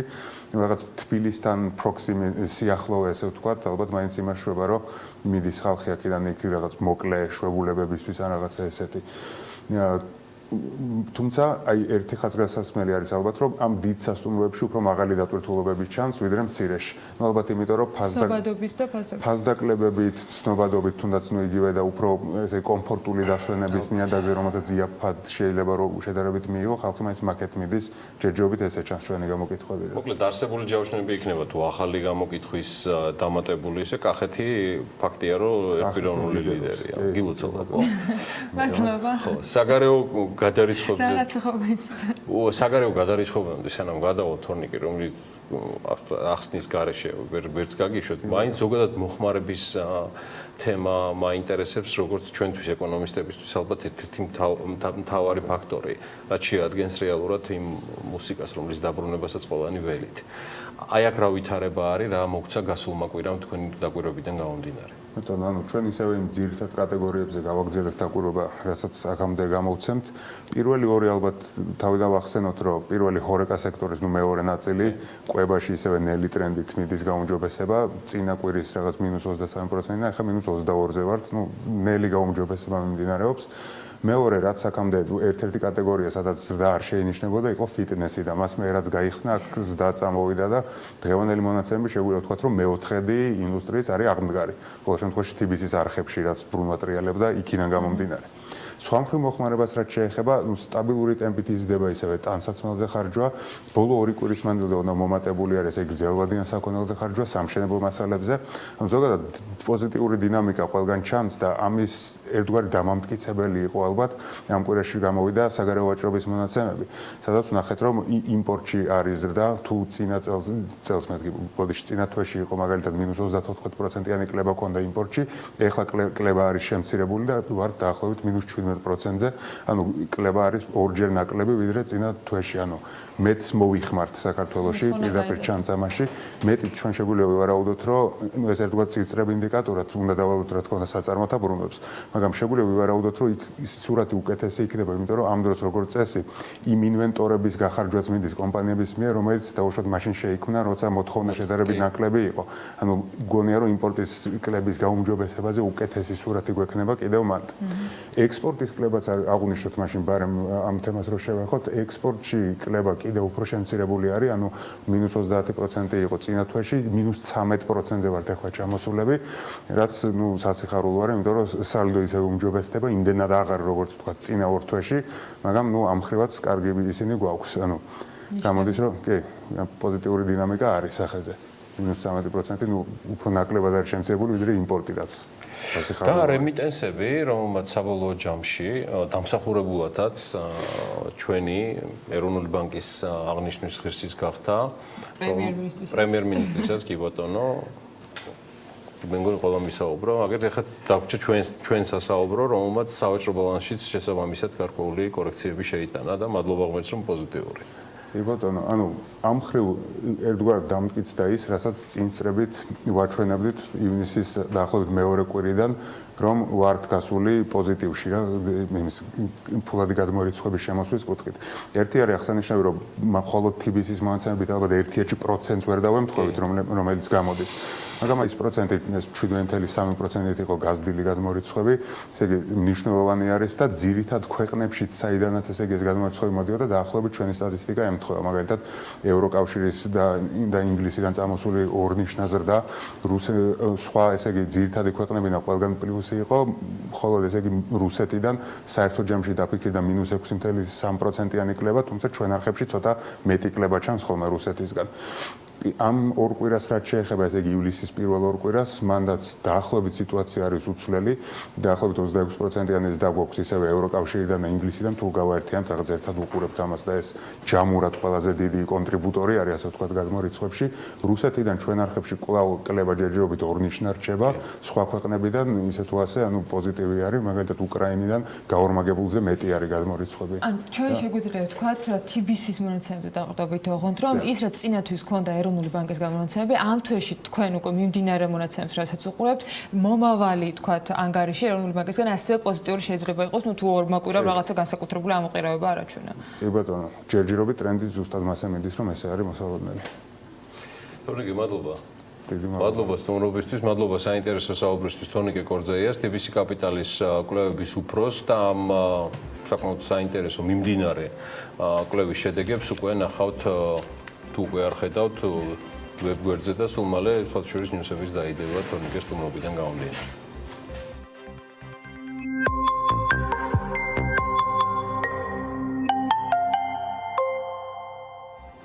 ჩვენ არ გვაქვს იმის ფუფუნება, რომ დამატებითი რეგულაციები დაუწესოთ ბიზნესს, ასე აფასებს ჯორჯია მანგანეზის ფინანსური დირექტორი შრომის კოდექსში დაგეგმილ ცვლილებებს.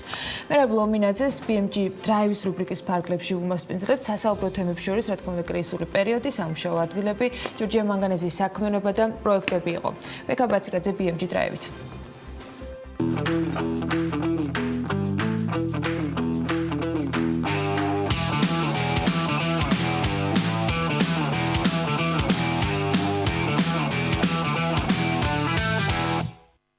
BMG დრაივი კვლავ ეთერშია, ჩვენი მეგობარი და პარტნიორი ისევ თავისთავად ცხადი არის Volvo. დღეს საინტერესო სტუმარი გვეყოლება ჯორჯიან მანგანეზის ფინანსური დირექტორი მერაბ ლომინაძე. საინტერესოა როგორ გაიარა კომპანიამ კრიზისული პერიოდი, ახლა რა სტატუს quo აქვს დასაქმებულების საექსპორტო ბაზრების მიმართულებით. მოკლედ გველოდება მერაბი და დავიზრათ მისკენ მშვენიერი X60.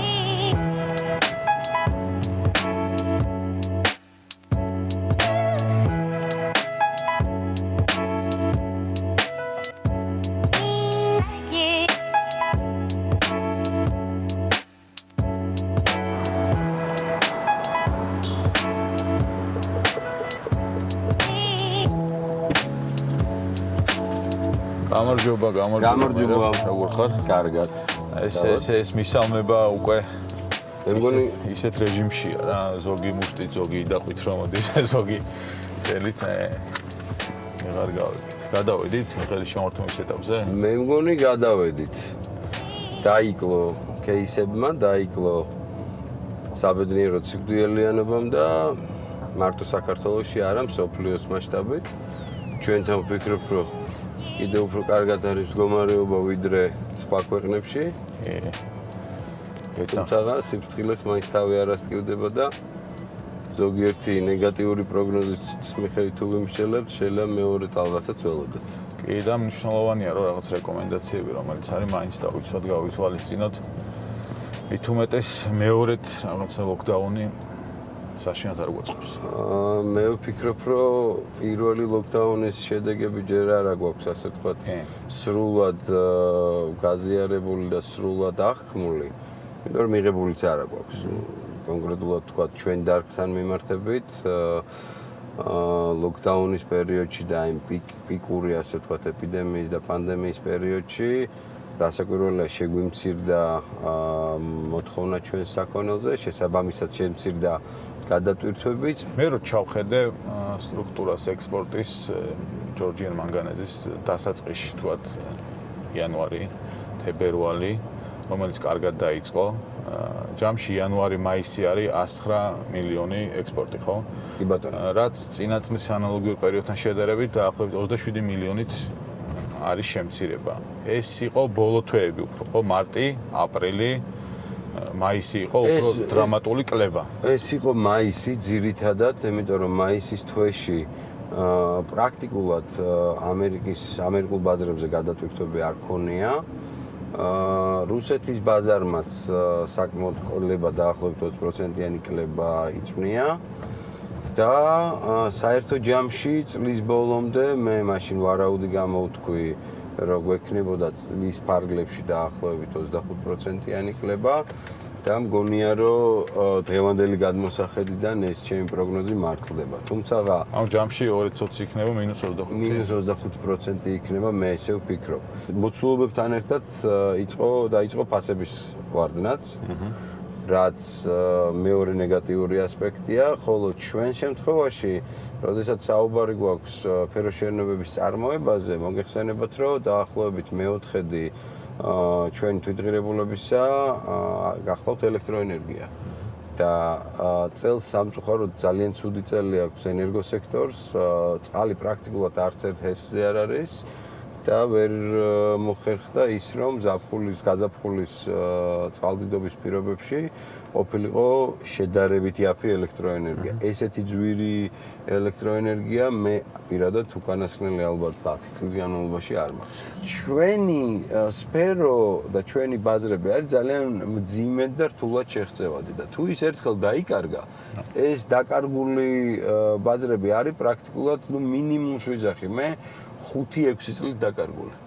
შესაბამისად დღეს არის კრიტიკულად მნიშვნელოვანი რომ მოხდეს მე არ ვიტყოდი არ გამოვიყენებდი არც სიტყვა სუბსიდირებას არც სხვა ასე ვთქვათ შეღავათებს, მაგრამ მე ვიტყოდი რომ ის სამოქმედო გეგმა უნდა ერთობლივად შემუშავდეს კერძო და საჯარო სექტორებს შორის და კერძო სექტორში ეს არ უნდა იყოს ერთი დარგი, ეს არ უნდა იყოს მაგალითად მხოლოდ ფეროშერნადობთა დარგი, ეს რასაკვირველია უნდა იყოს შრომის ბაზრის ნაწილი, ანუ ჩვენი შეიძლება ამ შემთხვევაში პროფკავშირები ჩაერთოთ, აუცილებელი არის ენერგეტიკის ბაზრის ჩართვა ამ შემთხვევაში და ენერგეტიკის სექტორის ჩართვა ამ შემთხვევაში და მხოლოდ ერთობლივად რაღაცა განხორციელებული ქმედებებით ჩვენ შეიძლება შედეგი დავდოთ. ეს შედეგი არ უნდა იყოს იმაზე ორიენტირებული, რომ გინდა თუ არა ჩვენ 20% მოგების მარჟა მივიღოთ თუ 15 რა.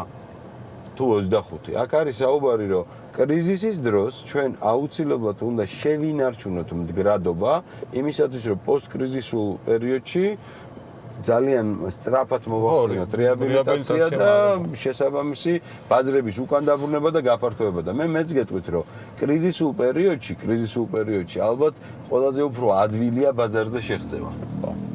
ამიტომ ამაში გვჭირდება ჩვენ დახმარება, ერთობლივი მუშაობა. აისახა თუ არა ეს კრიზისი ნაწილობრივ კომპანიის დასაქმებულებზე მოგიწიათ უხელფასო შეგულებაში გაშვება ადამიანებს. ჩვენ უხელფასო შეგულებაში ამ მიზეზით არ გავუშვით არავინ.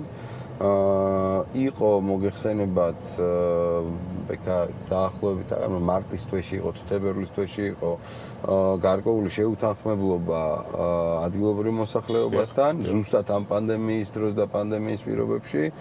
და აი ამ ბრალეულობით უკვე მოხდა ის, რომ ჩვენ მოგვიწია გარკვეული თანამშრომლების არა პანდემიის, არამედ აი ამ გარკვეული შეზღუდვების შუქრუთის მოვლენებს, რომ მოგვიწია გარკვეული რაოდენობა თანამშრომლების გადაგვეყვანა თუ არ ვსები ჯერ 60%-იან ხელფასზე და მე შემდგომ უკვე 30%-იან ხელფასზე. თუმცა ესეც დაუძლიეთ და ეგეც ამოიწურა უნდა მეკითხა. მე მგონია რომ ამ ეტაპზე ამოწურულია ჩვენ ასე ვთქვათ მოვიფიქრეთ სხვა მუშაობის მოდელი, რადგანაც კომპანიამ ვერ მოახერხა ადგილობრივ მოსახლეობასთან საერთო ენის გამონახვა, ჩვენ ახალი ობიექტები გავხსენით, ხოლო ის ობიექტები, სადაც ჩვენ შეუთანხმებლობა ჰქონდა, გადავეცით ასე ვთქვათ ქვეკონტრაქტორებს, ადგილობრივებს და მათ მოახერხეს გარკვეულწილად საერთო ენის გამონახვა და მგონია რომ ეს მოდელი შეიძლება ძალიან კარგი მაგალითი იყოს იმისათვის თუ როგორ განაგრძოს კომპანია მუშაობა და სიმართლე გითხრათ ამ მოდელისკენ ჩვენ უკვე გადავდგით კონკრეტული ნაბიჯები. მე ერთი ჯორჯია მანგანეზი არის ერთ-ერთი ყველაზე დიდი დამსაქმებელი, ეგ ერთი. მეორე საექსპორტო მიმართულებით პროდუქტი, ფეროშენადნობები არის მოწინავე, მნიშვნელოვანია მისი ასე თქვათ კონტრიბუცია ეკონომიკაში. ეკოლოგიური მიმართულებით ვთქვათ, როდესაც ბოლო წლებია ამ რეკულტივაციის სისტემებს გულისხმობ, იქ მანქანების გადაადგილებას გულისხმობ, ბევრი რამ გაკეთდა, მაგრამ არის საზოგადოების გარკვეული ნაწილი საკმაოდ დიდი, რომელიც თქვენს საქმიანობას ძალიან კრიტიკულად უყურებს და ყოველთვის არის კრიტიკა. რატომ? პირველ რიგში გეტყვით იმას, რომ კრიტიკა ყველაზე უფრო ადვილია. აი, რაღაცნაირად ადვილია. ხო, მაგრამ აი თქვენი საქმიანობა არის არაპოპულარული. მოდით ესე ვთქვათ, რომ პირველ რიგში რაც მგონია, რომ გარდატეხა მოვახდინეთ უკანასკნელი 1 წლის განმავლობაში არის ის, რომ ძალიან ბევრი ადამიანთან შევძელით საერთო ენის გამონახვა ადგილზე. ძირითადი კრიტიკის, ასე ვთქვათ, მომტანი ჯგუფები არიან სწორედ ისინი, ვისაც არანაირი შეხება ჭიათურასთან არ აქვს. იქნება ეს პირობითად ვთქვათ, ანიმიროტაძე თუ რომელიმე პოლიტიკური სხვა პარტია თუ ყოფილი ხელისუფლება თუ სხვა მას პრაქტიკულად არანაირი შეხება არ აქვს და რეალობას არ იცნობენ. ხშირ შემთხვევაში, მაგალითად, ახლახანს იყო გიორგი ვაშაძე თუ არ ვწდები ჩამოსვლა. არის პოლიტიკური პარტიები, ახლა მოგიხსენებათ, რომ ფინიშზე არიან გასული საარჩევნო პერიოდის და ხშირად დაიწყებენ, ასე ვთქვათ, რეგიონებში სიარულს, მაგრამ ჩამოვიდნენ და საუბრობენ იმაზე, რომ რეკულტივაციები არ კეთდება. რაც ელემენტარულად და ძალიან მარტივად მინდა ვთქვა, რომ ტყუილია. და შარშან გაკეთდა დაახლოებით 55 ჰექტარის რეკულტივირება. პირველად წელს მოვახდინეთ და მე შემიძლია რომ თქვენ 20 რიცხვის შემდგომ უკვე დაგვატიჟოთ და ექსპერიმენტალური მოდელი გავაკეთეთ ძველ ფაბრიკებზე, როგორ შეიძლება შლამებისგან მდინარის სრულად გასუფთავება და შემდგომ უკვე დახურული ციკლის გაკეთება წყლის და მშრალი შლამის გამოყენება სხვადასხვა მიმართულებებით წელს მოვასწარით და შევძელით რომ სამი სტადიონი პრაქტიკულად და ერთი სტადიონი პრაქტიკულად დასრულებულია, მეორეც პრაქტიკულად დასრულებულია, მესამეც და ამას გულისხმობ ჩვენ სოფლებში. მეოთხეს დავასრულებთ კიდევ წელს, არ ვიტყვი სპეციალურად რომელ სოფელში და ეს ძალიან დადებითი მომენტია. დავაფინანსეთ მცირე მეწარმეები ქალაქში, მუნიციპალიტეტში იმისათვის, რომ მათ თავისი პატარა ბიზნესები დაეწყოთ, ასევე 25 რიცხვისთვის გვექნება, აი მარტივად ვიძახ, ყავის დასალევი ადგილი არ იყო ჭიათურაში. და ერთი ახალგაზრდა კაცი ზესტაფონისგან განსხვავებით, კი ბატონო. და ეს ხო ჩვენი ლოკაციების მიხედვით ეს ყავა ძალიან მნიშვნელოვანია. და 25-ში იხსნება ერთი ყავახანა, რომელიც აგრეთვე ჩვენი ხელშეწყობით და ჩვენი დაფინანსებით მოხდა. 19 წლის ბიჭი არის, მცირე მეწარმე არის, მას სხვა ბიზნესიც აქვს და ესეთ პირებს ჩვენ ძალიან გაუმართავთ ხელს და შევუწყობთ ხელს. მიიღეს პირველი მოსმენით, მოკლედ შრომის კოდექსი, რომელიც ზრდის თქვენ ძიმე და საშპირობებიან სამუშაოში გადიხართ, ისედაც ასე ვთქვათ, კონტროლი იყო მაქსიმალურად მკაცრი ინსპექციის მხრიდან, მაგრამ კიდევ უფრო იზრდება მანდატი აქ სახელშეკრულებულ ნაწილზე გადადის და შემდეგ. თქვენი პოზიცია რა არის ამ შემთხვევაში? ნუ როგორც ნებისმიერი ბიზნესის პოზიცია არის ძალიან მარტივი, მეტია შეზღუდვები, ნაკლებია ბიზნეს აქტივობა. ეს ბუნებრივიც არის. ნებისმიერი რეგულაციების ნებისმიერი გამკაცრების პირობებში რთულდება ინვესტორების მოძიება და ასე შემდეგ. პირობითად რომ ვთქვათ, ესეც შეიძლება ალეგორიული და ცუდი მაგალითი იყოს, აი ბექა მე და თქვენ შევთანხმდით, რომ ამ მანქანით გვინდა გასეირნება მთვარეზე. შევძლებთ? ვერა. ხო, ამას შევთანხმდით, ხელშეკრულება გავაფორმეთ, ჩვენ ორივე მხარე, ხო? ანუ რეალისტურად უნდა აღვიქვათ რა მდგომარეობა გვაქვს ქვეყანაში რა. ჩვენ არა გვაქვს დღეს იმისი ფუფუნება ჩემი გადმოსახედიდან, რომ შემოვიღოთ დამატებითი შეზღუდვები, დამატებითი რეგულაციები იმ პირობებში, როდესაც FDI, ანუ უცხოური ინვესტიციების კლება გაქვს, ხო, სახეზე, იმ პირობებში, როდესაც ექსპორტის კლება გაქვს სახეზე. რაზე გაქვს ლაპარაკი? მე მგონია რომ პირობებში როცა ბიზნესი ძალიან მძიმე მდგომარეობაშია, იმიტომ რომ ნებისმიერი რეგულაცია საბოლოო ჯამში ბიზნესისთვის არის დამატებითი ხარჯი. მე მინდა რომ Volvo-ზეც კითხო. რაღაც ზოგადად რაღაც ბრენდი გვესმის ამხედავთ ადამიანებს, რაღაც ასოციაცია გვაქვს და შენ რა ასოციაცია გვაქვს Volvo-სთან დაკავშირებით? Volvo-სთან დაკავშირებით მე მაქვს უსაფრთხოებასთან ასოციაცია.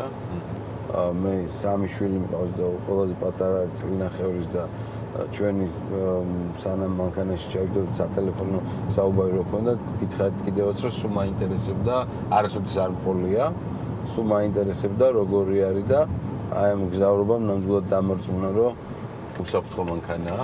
ზე უსაფრთხო მანქანაა. მაგათი სტატისტიკა ხო კარგია, ზოგადად რიცხვები. მაგათი X90-ში ჩვენ X60 ვართ, არც ამას აქვს არანაირი პრობლემა უსაფრთხოების კუთხით. X90-ში 2018 წლის შემდეგ არც ერთი გარდაცვალების შემთხვევა არ ყოფილა. უსაფრთხოების შეგრძნება ნამდვილად გამიჩნდა და გამიმყარდა და არ ვიცი, ალბათ ძალიან დაუფიქრდები იმაზე, რომ ოჯახის წევრები გადმოსვა ამას გადმოგცემ. ვოლვოზე. დიდი მადლობა. დასაკლების პარადს ვოლვოსგან. ფოტოშოპის კარგი აქციებიც აქვს ახლა და თან ისიც არის, რომ ინტერვიუს ჩაწერა არც თუ ისე მარტივია ავტომანქანის მართვის დროს, ჩემთვის ვიძახი როგორც ამპანისტვის, იმიტომ რომ თან რაღაცები უნდა ვაკონტროლო. ვოლვო არ მიშლის ხელს პირიქით, ხელს მიწყობს და ეგ არის მნიშვნელოვანი. მადლობა მერაბ ინტერვიუსთვის. წარმატებებს გისურვებთ. წარმატებული ჩვენ ჯორჯიან მანგანეს და მადლობა ვოლვოს უსაფრთხო მგზავრობისთვის. დიდი მადლობა. კარგად იგავ.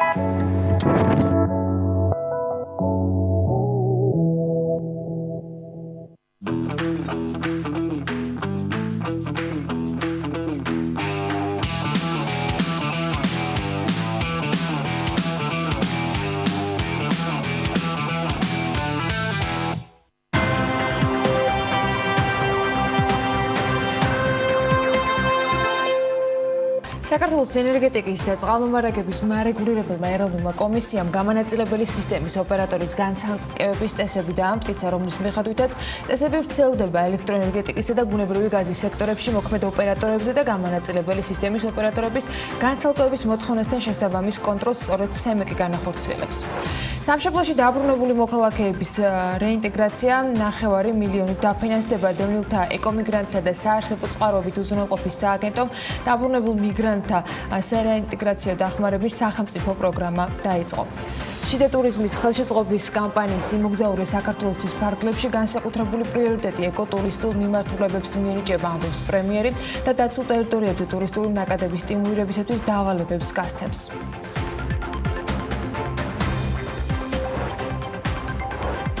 მოვისმინე კავკასიის ონლაინის ერთ-ერთი აზერბაიჯანელი მფლობელის ინტერვიუ, რომელიც ამბობს, რომ საქართველოს სახელმწიფო და კომუნიკაციების კომისია სრულად არის განწყობილი კომპანიის მიმართ. რბილად რომ ვთქვათ, აბსოლუტურად არასწორია ეს შეფასება. ასეთ იყო გამოხმაურება კახა ბექაურისა კავკასიის ონლაინის ერთ-ერთი მფლობელის ინტერვიუზე. BMG-ს მიეცა საშუალება, რომ ჩაეწერა სწორედ ეს ინტერვიუ კავკასიის ონლაინის 59%-იანი წილის ახალ მფლობელთან. აზერბაიჯანული Nexol ჰოლდინგის სტრატეგიული განვითარების მიმართულების ხელმძღვანელი თემურ თაგიევი ამბობს, რომ კავკასიის ონლაინის აქციების შეძენასთან დაკავშირებით ადგილი აქვს გაუგებრობას და მის კომუნიკაციას მხარეებს შორის რამაც პრობლემები გამოიწვია. თაგიევის თქმით, როგორც კი ქართულმა მარეგულირებელმა უწყობამ კავკასიის ონლაინის დოკუმენტაციის წარდგენა მოსთხოვა ბენეფიციარ მესაკუთრეებთან დაკავშირებით, მათ მაშინვე წარადგინეს და ამაზე პრობლემა არ შეუქმნიათ. აქედან გამომდინარე, აზერბაიჯანული კომპანიისათვის გარკვეულწილად გაუგებარია კომისიის მტრული დამოკიდებულება მათ მიმართ. კომუნიკაციების კომისია ამბობს, რომ ტრანზაქცია მათთან არ შეთანხმდა და კავკასიის ონლაინის წილების პირვანდელ მდგომარეობაში დაბრუნება ითხოვეს, თუმცა უშედეგოდ კომუნიკაციების კომისიის თავმჯდომარე ამ თემასთან დაკავშირებით შემდეგ განმარტებებს აკეთებს. სინამდვილე არის შემდეგი. ჩვენ კომუნიკაციების კომისიას რეგულარული პროცედურა გვაქვს, რომ ავტორიზებულ პირებს თხოვთ რეესტრის განახლებას მათი ბენეფიციარი მესაკუთრის შესახებ. ანუ მათ უნდა გაგვიხსნან ბოლომდე მფლობელები. დაახლოებით 10 თვის წინ ასეთი სტანდარტული პროცედურის შემდეგ გაირკვა, რომ კავკასიის ონლაინს შეცვლილი ყავს 59%-ის ბენეფიციარი. ანუ გაასხვისა წილი. ამ დროს ჩვენი კანონმდებლობა ითვალისწინებს, რომ ასეთი ტიპის მნიშვნელოვანი ძალის ოპერატორებმა წილის გასხვისების შემთხვევაში წინასწარი თანხმობა უნდა მიიღოს კომუნიკაციების კომისიისგან. ამავდროულად კავკასიის ონლაინს დამატებით ჰქონდა სპეციფიკური ვალდებულება კომისიისგან. რამდენიმე წლის წინ საკუთარი საცალო აქტივები მიჰყიდა მაქტიკომს. ამ შეთანხმების პროცესში, რომელზეც ჩვენ თანხმობა გავეცით, კავკასიის ონლაინს რაც დარჩა მას საბითუმო წილი, რომელიც მდგომარეობს საქართველოს არსებულ მაგისტრალურ ოპტიკურ ინფრასტრუქტურაზე და ამავდროულად შავი ზღვის ოპტიკურ ბოჭკოვანი კაბელის მათი აქტივია. ჩვენ დავუკისრეთ დამატებით ვალდებულებად, რომ შემდგომში წილის გასხვისების შემთხვევაში აუცილებლად მოემართათ კომისიისთვის. ამ მომართვის აზრი არის ის, რომ კომისიამ ჩაატაროს კვლევა, რომ წილის გასხვისებით ხომ არ იცვლება ბაზარზე კონცენტრაციის საკითხები, რომელმაც შესაძლოა ზიანი მიაყენოს ბაზარს. აქედან გამომდინარე, ეს ვალდებულება მან არ შეასრულა და არა მარტო არ შეასრულა, ჩვენს რეგულარულ მოთხოვნას აგერ უკვე მეათე თვეა არ ასრულებს. ნებისმიერი სერიოზული კომპანია, როდესაც ინვესტიციას აკეთებს და მსხვილი კომპანიის წილს ყიდულობს თავიდან ბოლომდე ამოწმებს ამ კომპანიას როგორც ფინანსურად, ასევე სამართლებრივად. შესაბამისად ამოწმებს იმ ქვეყანაში, რომ შედის, რა კანონმდებლობაა, რამე ხომ არ არის შესათანხმებელი. რაიმე სამართლებრივი ვალდებულებები ხომ არ აქვს ამ კომპანიას, რომელსაც ყიდულობდა ასე შემდეგ. მე დარწმუნებული ვარ, რომ ამ კომპანიამ, რომელმაც ეს 59% იყიდა, ასეთი შემოწმება ჩაატარა. თუმცა რატომ ვერ დაინახა ის, რომ წილის ნასყიდობა უნდა შეთანხმებინა წინასწარ კომისიასთან, ეს მე არ ვიცი და ეს კითხვაა, რომელზეც ალბათ მათ პასუხი უნდა გასცენ. ეროვნული ბანკი მიმდინარე ანგარიშის დეფიციტის პროგნოზს აუმჯობესებს. ბანკის პრეზიდენტი გოგონეტაძე აქცენტს ფულადი გზავნილების დინამიკაზე აკეთებს და აღნიშნავს, რომ პროგნოზი იმაზე უკეთესია, ვიდრე ეს პანდემიის დასაწყისში ჩანდა. ივნისში ფულადი გზავნილები წინა წელთან შედარებით გაიზარდა, როგორც ამავე საკითხთან დაკავშირებით აღნიშნა დადებითი ტენდენციები ამ მაჩვენებლის დინამიკაში მნიშვნელოვანი და კარგი ფაქტია, რადგან ეს იმას ნიშნავს, რომ მიმდინარე ანგარიშის დეფიციტი იმდენად გაუარესებული არ გვექნება, როგორც ეს პანდემიის დასაწყისში ჩანდა. ის კი თავის მხრივ ეკონომიკური აქტივობის გამოცოცხლებას და პანდემიის დასაწყისში მოსაოდნელთან შედარებით უფრო მყარ ლარსაც ნიშნავს. აი რაც შეეხება კონკრეტულ რიცხვებში, მაშინ როდესაც აპრილში ფულადი გზავნილები წლიურად 42.3%-ით შემცირდა, ხოლო მაისში კლების ტემპმა იკლო 9.6%-მდე, ივნისში კლება უკვე ზრდით შეიცვალა და ფულადი გზავნილები წინა წლის ანალოგიურ მაჩვენებელთან შედარებით 17.8%-ით არის გაზრდილი.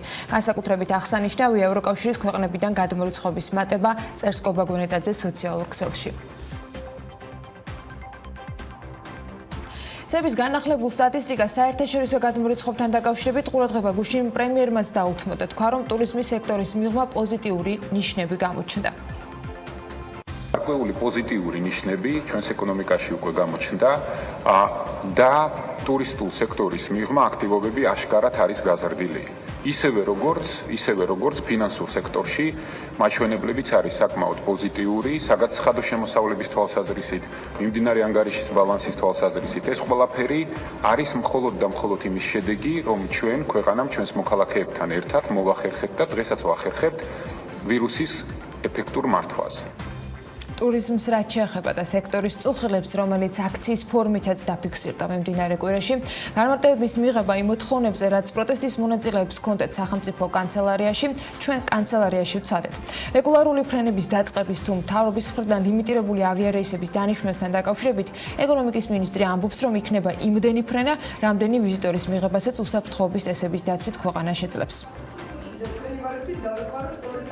არ არის საჭირო დემონსტრაციების გზით, ასე ვთქვათ, მოითხოვო რომელიმე ჩემ კოლეგასთან აგნებათ პრემიერთან შეხვედრა, იმიტომ რომ ჩვენი კარი ყოველთვის ღია. ყველანი ვთანხმდებით იმაში, რომ ჩვენ უნდა ვიყოთ ძალიან ფრთხილად და ასე რომ ვთქვათ, არ უნდა დავხარბდეთ რაღაცა ერჯერად და სწრაფ და ეფექტურ გადაწყვეტილებას, რომ აი გავხსნათ ყველასთან საზღვრები, თუმცა ამის შესაძლებლობას იძლევა ისიც, რომ ჩვენ 15 ქვეყანაში ვართ მოხვედრილები და შეიძლება ისე მოხდეს, რომ 2 კვირის, 3 კვირის თავზე მოგვიწიოს შემდეგ ძალიან მასშტაბური ესე იგი საპირისპირო გადაწყვეტილებების მიღება და ისევ დახურვა გარკვეული დარგების, რასაც ჩვენი ეკონომიკა ვერ გადაიტანა. ინგოროყვა 7-ში მიმდინარე მთავრობის ხდომის შემდეგ ასევე გაერგვა, რომ სტუდენტების მოთხოვნის შემდეგ 25 ივლისს თბილისი ბერლინის რეისი დაენიშნა, რომელსაც ავიაკომპანია MyWay Airlines-ი 25 ივლისს შეასრულებს. სტუდენტები საზაფხულო არდადეგების პერიოდში გერმანიაში 3 თვე სამუშაოდ მიდიან. წელს პანდემიის გამო კი გამგზავრებას ვერ ახერხებდნენ. მათი მოთხოვნები BMG-მ არაერთხელ გააშუქა. სტუდენტები დავიწყებთ, ჩემთვის გახდა ცნობილი, რომ არიან გარკვეული რაოდენობა, ესე იგი სტუდენტები, ქართველი სტუდენტები, ვისაც დროზე ადრე, ანუ სწავლის დაწყებამდე ადრე სურთ ჩასვლა გერმანიაში იმის გამო, რომ მათ უჭირავთ ხელ დასაქმების კონტრაქტები, ჩვენ ამაზე ვიმსჯელეთ და მთავრობამ აი სულ 2 დღის წინ დაამტკიცა კიდევ ერთი ეგრეთ წოდებული სოციალური ჩარტერი, ანუ სუბსიდირებადი ფრენა, თბილისი, ბერლინი, თბილისი, დიახ, და აქედან გამომდინარე ჩვენ რა თქმა უნდა გავითვალისწინეთ მათი თხოვნა, უბრალოდ მე მოუწოდებ ამ სტუდენტებს, ვინაიდან ეს არის სუბსიდირებადი ფრენა და ბილეთები ყოველთვის ადგილები აქედან გამომდინარე შეზღუდულია, დროულად მიმართონ ახალგაზრდულ საქმეთა დეპარტამენტს, SIP-ს, რომელიც არის შექმნილი სახელმწიფო კანცელარიის მთავრობის ადმინისტრაციის ფარგლებში და აუცილებლად წარადგინონ ის დასაქმების კონტრაქტები. მთავრობა უცხო ქვეყნის მოქალაქეებს დისტანციურად საქართველოსთან მუშაობის შესაძლებლობას თავაზობს. ეს ინფორმაცია ასევე ეკონომიკის სამინისტროს მხრიდან არის გავრცელებული და განმარტებულია, რომ პროექტი გათვლილია იმ უცხოელებზე, რომლებიც არიან ეგრეთ წოდებული ფრილანსერები, მუშაობენ დისტანციურად ან შეუძლიათ საკუთარი ბიზნესი მსოფლიოს ნებისმიერი წერტილიდან მართონ. ეკონომიკის მინისტრი ამბობს, რომ შემუშავებული პროექტის თანახმად საქართველოს მთავრობა გამონაკლისის წესით დაუშვებს ყველა ქვეყნის მოქალაქის საზღვრის კვეთას, რომელსაც საქართველოს ტერიტორიაზე მინიმუმ 6 თვით ცხოვრების უფლება ექნება. ნათია თურნავას თქმით, პროექტის ფარგლებში შემუშავდა განცხადების მიღების პლატფორმა, რომლითაც გრძელვადიანი პერიოდით საქართველოში ყოფნის მსურველებს შეეძლებათ, რომ ისარგებლონ. და ჯანდაცვის თემა გარკვეულ მედიკამენტებზე შესაძლოა დეფიციტი შეიქმნას. ფასის მატება კი სავარაუდოდ 7-10%-ით იქნება. ეს თქვა საქართველოს ფარმაცევტთა ასოციაციის პრეზიდენტმა ლევან გოგიბერიძემ. მიზეზი კი გოგიბერიძის განმარტებით მედიკამენტების რეგისტრაციის ვადის გახანგრძლივება. წამლის და ფარმაცევტული საქმიანობის შესახებ კანონში ცვლილებების პროექტის მიხედვით აღიარებითი რეჟიმით მედიკამენტის რეგისტრაციისათვის ვადა 7-დან 15 დღემდე იზრდება. თავდაპირველად კი ვადის 30 დღემდე გაზრდა განიხილებოდა. გარკვეულწილად არა რაღაც დიდი პროცენტით და მაღალი პროცენტით, მაგრამ მაინც უნდა ველოდოთ, რომ გარკვეულწილად მედიკამენტების ფასები გაიზრდება. აგრეთვე ჩვენი გათვლებით შესაძლებელია გარკვეული მედიკამენტების მიმართულებით, რომელიც ასე ვთქვათ შემოდიოდა აღიარებითი რეჟიმით, გაცრავად ეროვნული რეჟიმით საქართველოში გარკვეული მიმართულებით შეიძლება დეფიციტით შეიქმნას, იმიტომ რომ ბიზნესი აღარ უხდეს ამ მედიკამენტების შემოქმედებით. მარჟა სხვადასხვა მედიკამენტზე, რა თქმა უნდა, სხვადასხვა იმის დამიხედვით, რომელ ჯგუფს განეკუთვნება, თუმცა სადღაც საშუალოდ ალბათ 7-10%-ით მოხდება მედიკამენტების სავარაუდოდ. ბიზნესის განვითარების პერსპექტივები და კრიზისიდან გამოსვლის შესაძლებლობები. Ასეთი იყო შეხვედრა ბიზნესთან ევროკავშირის საქართველოს ბიზნეს საბჭოს ორგანიზებით, რომელიც გუშინ შედგა და რომელსაც მთავრობის წარმომადგენლებიც დაესწრნენ. რა პრობლემები დასვა ბიზნესმა და მიიღო თუ არა ხელისუფლების მხრიდან შესაბამისი პასუხები? თათია ჩაფიჩაძე გვეტყვის უფრო მეც. თათია გვერდება ახლა პირდაპირ ეთერში. თათია დილა მშვიდობის და გისმენთ. დილა მშვიდობის. ევროკავშირის საქართველოს ბიზნეს საბჭო 4-თვიანი წყვეტის შემდეგ ბიზნესთან შეხვედრის ფორმატი განაახლა. მთავრობის წარმომადგენლებთან ერთად გუშინ მხარეებმა განახლებული პროგრამების და იმ რეკომენდაციების შესრულების შედეგები განიხილეს, რომელიც COVID-19-ის გამო დაწესდა. საბჭოს გენერალური მდივანი სანდრო ჭუმბურიძე აცხადებს, რომ შექმნილ რთულ ეკონომიკურ მდგომარეობაში აუცილებელია, რომ მთავრობა მუდმივი დიალოგისა და ბიზნესის მოთხოვნის გათვალისწინების რეჟიმში იყოს. ჭუმბურიძე ფიქრობს, რომ კრიზისიდან გამოსაყვანად აუცილებელია ხელისუფლებამ ინოვაციური რეფორმები წარმოადგინოს, საუბარია როგორც საგადასახადო კუთხით, ასევე ინვესტიციების მოზიდვისა და ტურიზმის სექტორის დახმარების მიმართულებით. უმნიშვნელოვანესი იქნება, რომ მთავრობამ ის რაც უკვე მიიღო, თქვათ, დროებითი გადავადებები ამ შემთხვევაში, ეს იყო ფინანსური მიმართულებით თუ სხვადასხვა რეგულაციების მიმართულებით, ეს უნდა გადავადეს მინიმუმ კიდე 6 თვე დეკემბრიდან.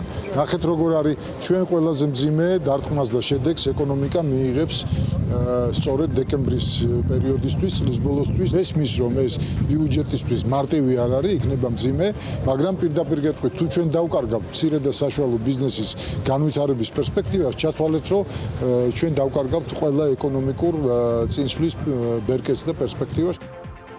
კომპანია ნატახტარის კორპორატიულ საქმე და დირექტორი ფიქრობს, რომ სახელმწიფო დონეზე შემოთავაზებული პროგრამები კარგია, თუმცა ეკონომიკის სრულფასოვანი გახსნის თვალსაზრისით აუცილებელია უფრო მეტი გაკეთდეს და რაც მთავარია მოხდეს მისი სწორი ადმინისტრირება. ნიკოლას ხუნძაკიშვილმა ჩვენთან საუბრისას ერთ-ერთ უმთავრეს საკითხად 1 წლის განმავლობაში ახალი რეგულაციების მიღების პროცესის შეჩერება დაასახელა. შეიძლება უბრალოდ შეუძლებელი იყოს, რომ ყველაზე მნიშვნელოვანია, რომ ბიზნესებს უნდა ქონდეთ დაკარგული პოზიციების დაბრუნების საშუალება, რაც აუცილებლად ფინანსებზე წვდომის საშუალებით უნდა გამოიხატოს, ასევე რაღაც შეღავათების, მათ შორის გადასახადების გადავადებით, არა მარტო ტურისტული ინდუსტრიისათვის, არამედ სხვა ყველა იმ დარგისათვის, რომლებიც არიან დაკავშირებული მეტნაკლებად, თქვათ ტურისტული ინდუსტრიასთან, მაგალითისათვის ვამბობ, მთელი ჰორეკა სექტორი, სასმელების ინდუსტრიის ეს პრაქტიკულად 25%-ია, რაც იმას ნიშნავს, რომ ჩვენ ეს სეგმენტი დავკარგებთ. თუმცა ამ კონკრეტულ შემთხვევაში სასმელების ინდუსტრიის მიმართ პოსტ-კოვიდური და პოსტპანდემიური, ასე ვთქვათ, სტიმულირების პაკეტი ჯერ არ გვაქვს. თუმცა ამას ჩვენ აქტიურ კომუნიკაციაში ვართ და ვითხოვთ ხელისუფლებისგან. ერთ-ერთი შეღავათი, რასაც ბიზნესი ითხოვს, ჩვენ მინიმუმ 1 წლის განმავლობაში ყველა, ასე ვთქვათ, ახალი რეგულაციის მიღების პროცესი უნდა შევაჩეროთ. ეს არის ასევე ბიზნესის მოთხოვნა, ანუ ყველა ის რეგულაცია, რომელიც დამატებითი ტვირთი იქნება ბიზნესისათვის. ანუ ჩვენ თუ ამაზე შევთანხმდით, ხო ეს იქნება უსერიოზულესი, ასე ვთქვათ, შეღავათი ბიზნესისათვის. რომ რაღაც ამ ეტაპზე გავაჩეროთ ყველა ის ვალდებულება, მათ შორის ასოცირების ხელშეკრულებით აღებული, რომლის შესრულება ჩვენ გვიწევს, მათ შორის არის შრომის კანონმდებლობა.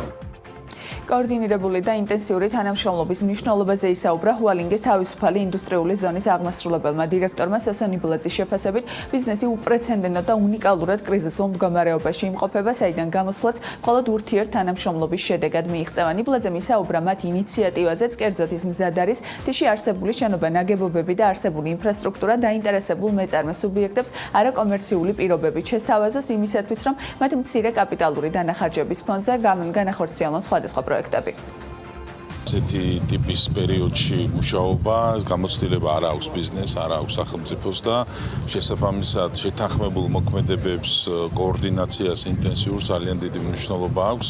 ჩვენ ამ პროგრამის ფარგლებში განვაცხადეთ, რომ მზად ვართ ჰუალინგის თიშში არსებული შენობა ნაგებობები, ინფრასტრუქტურა, კომუნალური უზრუნველყოფა, ეს ყველაფერი დაინტერესებულ სუბიექტებს და მეწარმეებს მივაწოდოთ განსაკუთრებული შეღავათებით, ფაქტიურად არაკომერციული შეთავაზებით.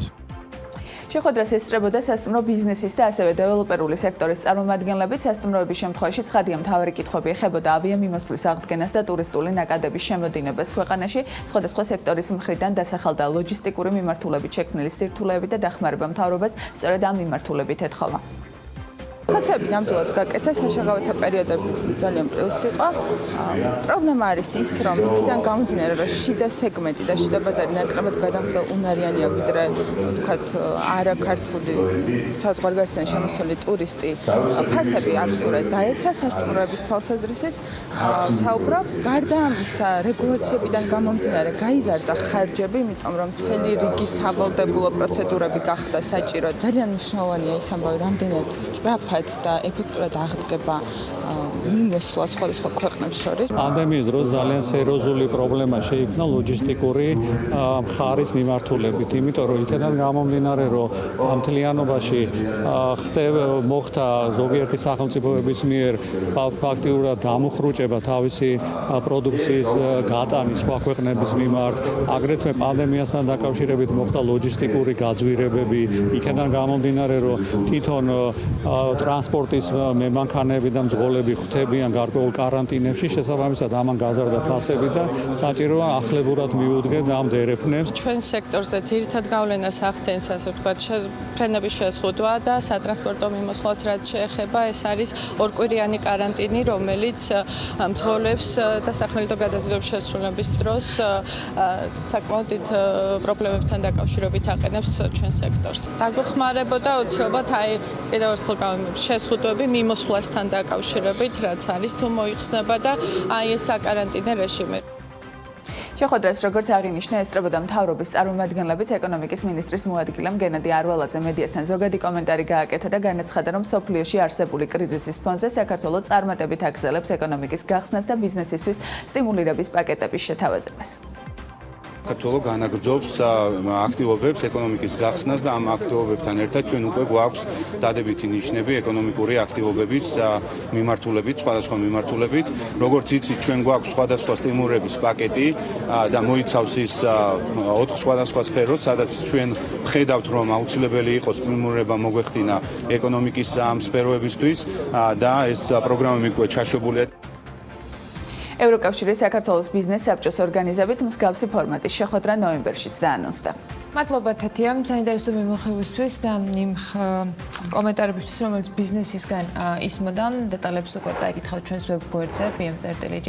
საქართველოში კი რიტეილ ასოციაცია დაარსდა, რომელიც ამ დროისთვის 13 მსხვილ ბიზნეს სუბიექტს აერთიანებს და მიზნად ამ ასოციაციის წევრები ქვეყანაში საცალო სექტორის განვითარებაზე ზრუნვას ისახავენ. 2019 წლის სექტემბერში გაჩენილ იდეაზე და ასოციაციის დაარსებისთვის მიმდინარე სამუშაოებზე ქალების ნარატივის ეთერში რამდენიმე კვირის წინ ვისაუბრეთ ამის მოკითხვის შემდეგ დღეს გვაქვს შესაძლებლობა, რომ საქმიანი დილას ეთერში ასოციაციის ერთგვარი პრეზენტაციაც მოვაწყოთ. ამისთვის სტუდიაში რიტეილ ასოციაციის გამგეობის თავმჯდომარეს მირანდა მაჯგალაძეს და ამავე ასოციაციის წევრს დავით ურუშაძეს მასპინძლობთ. მოგესალმებით, მადლობა რომ ხართ ჩვენთან ერთად.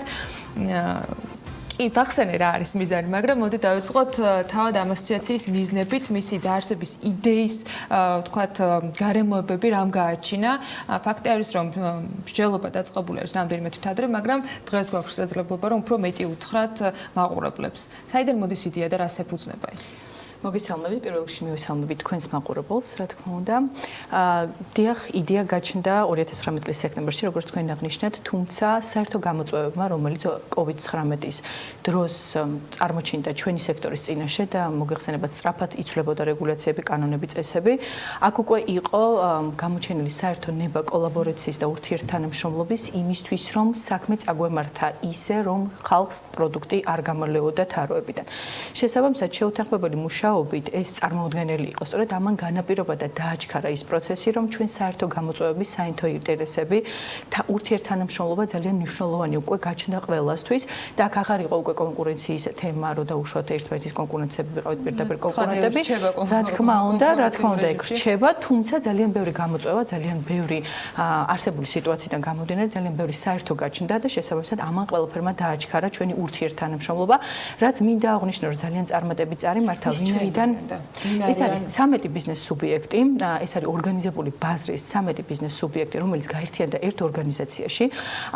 ეს ორგანიზაცია ჩამოყალიბდა რეალურად ძალიან საფუძვლიან პრინციპებზე. ჩვენ გვაქვს ჩვენი მისია, ხედვა, ღირებულებები, ეთიკის კოდექსი, რომელიც არეგულირებს ურთიერთთანამშრომლობას არა მხოლოდ გამგეობის წევრებს შორის, არამედ გამგეობის წევრებს შორის და მმართველ გუნდს შორის, რომელიც ასოციაციას უხელმძღვანელებს, ისევე როგორც გარე ინსტიტუციებს, როგორც არის საკანონმდებლო ორგანოები და ასე შემდეგ.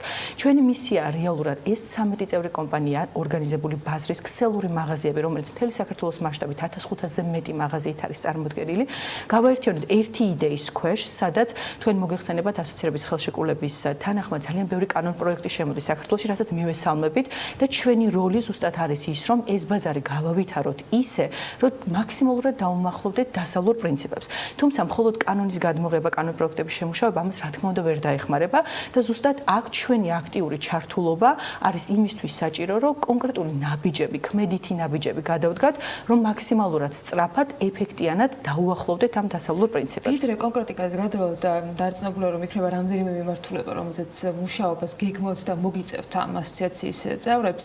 აი იმ ჩამონათვალზე მინდა რომ უფრო მეტი განმარტება მოვისმინო, სამიზნე სამუშაო მიმართულებებს გულისხმობ, რა თქმა უნდა და პრინციპები და იდეა, რომელიც აერთიანებს ამ 13 წევრს. რაში მდგომარეობს რა გახდა თქვენი გაერთიანების მთავარი გადაკვეთის წერტილი, იმიტომ რომ ასია თუ ისეა, რაც არ უნდა დიდ გაერთიანებას შეხვდეთ, როგორც არ უნდა დაახლოვდეთ, ეს არის კონკურენტული ბაზარი, საკმაოდ ცხარი კონკურენციაშია, იმიტომ რომ ყველაზე მსხვილი რიტეილ ბაზრის წარმომადგენლები გაერთიანდნენ, რამდენადაც ჩემთვის არის ცნობილი და ეს კონკურენცია არსად არ მიდის.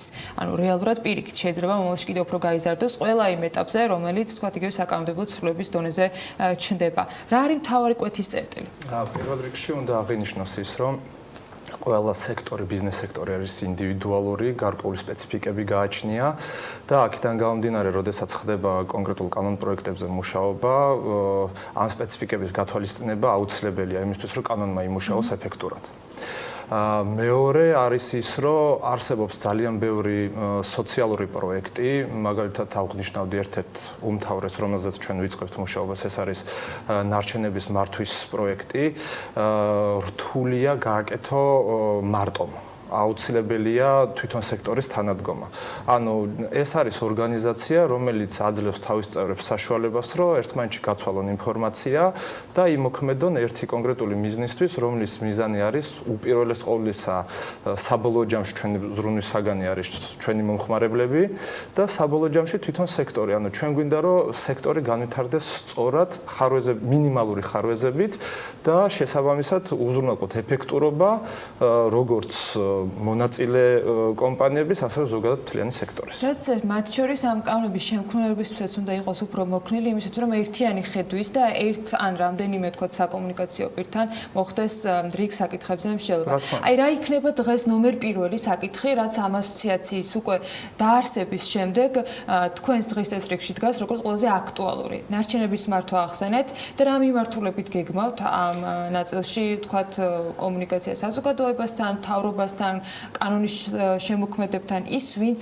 რეალურად თქვენი თამაშის წესებზე პირველ რიგში ახდენს გავლენას შედეგობრივადაც და თავის წესების დაკავშირებით. ჩვენი ხედვა გავხდეთ წამყვანი ინსტიტუცია საცალო სექტორში და განვითარებულ ორგანიზებულ საცალო სექტორში. შესაბამისად მივხვდით ყველანაირად რომ ანგარიშგასაწევი ძალა გავხდეთ არა მხოლოდ ადგილობრივ ბაზარზე, არამედ გავიდეთ ქვეყნის გარეთ, ქვეყნის ფარგლებს გარეთ. მაგალითად ჩვენ გეგმავთ ფირაში, ეს არის საერთაშორისო რიტეილ ასოციაციაში გაწევრიანებას და არა მხოლოდ არსებული კანონმდებლობა, რაც ასოცირების ხელშეკრულებით არის პირობითად, რაც პირდაპირ ეფექტს ახდენს და ზეგავლენას ჩვენზე ვიმუშავებთ, ანუ რეაქტიულ ასეთ კანონმდებლობებს და ჩავართვებით, როგორც პრაქტიკოსი ბიზნეს სუბიექტები, რომლებიც ამას ყოველდღიურ რეჟიმში ახორციელებენ, არამედ შემოვიღებთ ახალი ტიპის საუკეთესო პრაქტიკებს და ევროდირექტივებს პირობითად, რომელიც კიდევ უფრო მეტად გაუმჯობესებს ბიზნეს გარემოს. ძალიან ბევრი ევროდირექტივაა, ძალიან ბევრი მიმდინარე კანონპროექტია, რომელშიც ჩართვას ვაპირებთ და რეალურად ვაპირებთ, რომ გავავითაროთ და შესაბამისად ანგარიშგასაწევი ძალა არა მხოლოდ ადგილობრივ ბაზარზე, კიდევ ერთხელ ვახსენებ, საერთაშორისო ბაზარზეც გავიტანოთ საქართველოს სახელი ამ კუთხით და ჩვენი წვლილი შევიტანოთ ისევე როგორც იქიდან გადმოვიტანოთ უკვე საუკეთესო პრაქტიკები, ამის ძალიან ბევრი მაგალითია დაგროვილი მთელი მსოფლიოს მასშტაბით და განვითარებულ ქვეყნებზე მაგ რა თქმა უნდა საუბარი და დასავლურ პრინციპებზე და შესაბამისად ვმუშაობთ, რომ ყველა ეს პრინციპი გადმოვიტანოთ ჩვენ. ჩვენთვის მთავარი მიზანი არის ის, რომ ანუ გავხდეთ ანგარიშგასაწევი ძალა, გქონდეს ის ხედვა, რომ გამგეობის თქვენ ახსენეთ კონკურენტები ძალიან ხშირად და რეალურად ჩვენ ნამდვილად ვართ კონკურენტები, მაგრამ ჩვენი სიძლიერე ზუსტად არის იმაში, რომ მიუხედავად ამ ყოველდღიური კონკურენციისა, ჩვენ შევძელით გაერთიანება ერთი მიზნის და მიზნების ირგვლივ, რაც უფრო პრიორიტეტულია და უფრო მეტ სარგებელს აძლევს თითოეულ წევრს, ვიდრე ცალკეულად მდგომ ცალკეულ წევრს.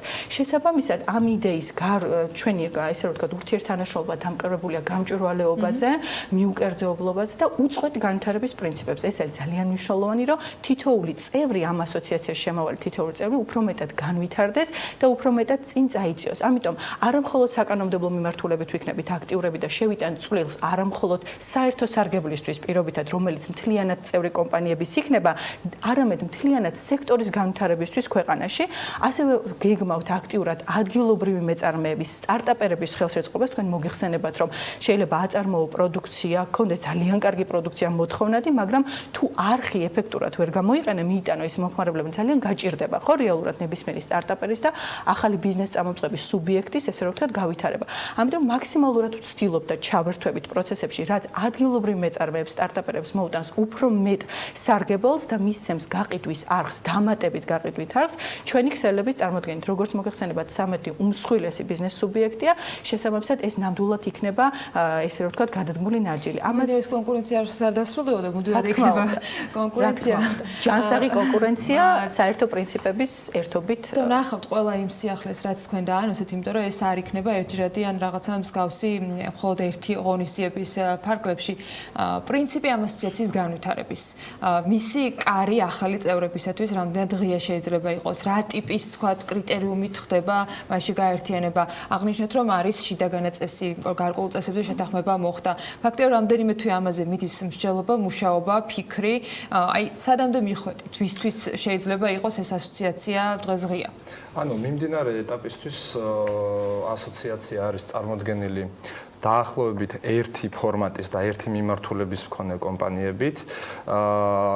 ეს ძალიან მნიშვნელოვანი არის იქიდან გამომდინარე, როდესაც საუბარი ჩვენ 13 კომპანიას გემოვთ, მაგრამ ეს ნიშნავს, რომ რამდენიმე 1000 რეალურად ობიექტი არის მთელი საქართველოს მასშტაბით, რომელიც კიდევ უფრო მეტ დასაქმებულს აერთიანებს და კიდევ უფრო მეტ მომხმარებელს მთელი ქვეყნის ფარგლებში, ამიტომ 13 შეიძლება ვიღაც ასოციაციისთვის რაღაც ცოტა ჟღერდეს, მაგრამ ძალიან მსხვილ კომპანიებზე არის საუბარი. ციფრებით რო ვისაუბროთ მარტივად მასშტაბი რო შევადაროთ, ეს არის 1500-ზე მეტი სავაჭრო ობიექტი, 30000-ზე მეტი დასაქმებული ადამიანი და ჯამურად ეს არის დაახლოებით 4% GDP-ს. ეს არის საკმაოდ მნიშვნელოვანი სუბიექტი, რომელმაც საბოლოო ჯამში ხელი უნდა შეუწყოს სექტორის განვითარებას. რაც შეეხება წევრებს, ჩვენ იქიდან გამომდინარე, რომ საწყის ეტაპზე მნიშვნელოვანია კოლაბორაცია და გამახვილება, ყურადღება ისეთ საკითხებზე, რომელიც ყველას ტკივილია და საერთო პრობლემებია. აქედან გამომდინარე, შერჩევა მოხდა ზუსტად ზომის და სპეციფიკიდან გამომდინარე. ანუ ეს უნდა იყოს food retail-ი, ეს უნდა იყოს საშუალო და დიდი ზომის კომპანია. რა თქმა უნდა, განვითარებას და ახალი წევრების შემომატებას გეგმავთ, უბრალოდ გვაქვს გარკვეული სამუშაოები ჩასატარებელი, რომელიც მიმდინარე მომენტისთვის საჭიროებს მხოლოდ და მხოლოდ აი ამ უკვე არსებული გუნდის გაერთიანებას და შემდგომ რა თქმა უნდა ჩვენი კარი იქნება ღია და ჩვენი წევრების რაოდენობაც რამდენჯერმე გაიზრდება. მე დარწმუნებული რომ ყველა სიახლის მაყურებისთვის გაზიარების შესაძლებლობა გვექნება, მათ შორის ყველა იმ აქტუალურ საკითხზე მსჯელობის თუ თქვენი ჩართულობის ფარგლებში, რომელიც იგეგმება და როგორც ხვდები ამ საუბრიდან გამომდინარე ძალიან ბევრ თემაზე იქნებით აქტიურები, იმიტომ რომ დღეს წესრიგში ბევრი საკითხი არის, რომელზეც თქვენი ხმაც მნიშვნელოვანია და იქნება კომუნიკაციაც, რა თქმა უნდა, ჩვენი მხრიდან. მადლობა სტუმრებისთვის, წარმატებას გისურვებთ და დიდი სიამოვნებით ჩავერთვებით ყველა იმ საკომუნიკაციო მიმართულებით, რომელიც თქვენ მთავრობასთან, მომხმარებელთან თუ თქვენ კოლეგებთან გაგიჩნდებათ. მირანდა მაჯგალაძეს რიტეილ ასოციაციის გამგეობის თავმჯდომარეს და დავით რუშაძეს რიტეილ ასოციაციის გამგეობის წევრს მასპინძლობდით საქმიანი დილას ეთერში. კიდევ ერთი სტუმარი უნდა შემოგვიერთდეს რამდენიმე წუთში. კრიზისულ პერიოდში საბურთალოზე მშენებარე პროექტის სტიმულირებისათვის მომხმარებელს ემკუბი 1 აგვისტომდე შენაძენზე 50%-იან თანამონაწილეობას თავაზობს. დეტალებში კი რამდენიმე წუთში ჩვენი სტუმარი გაგვარკვევს.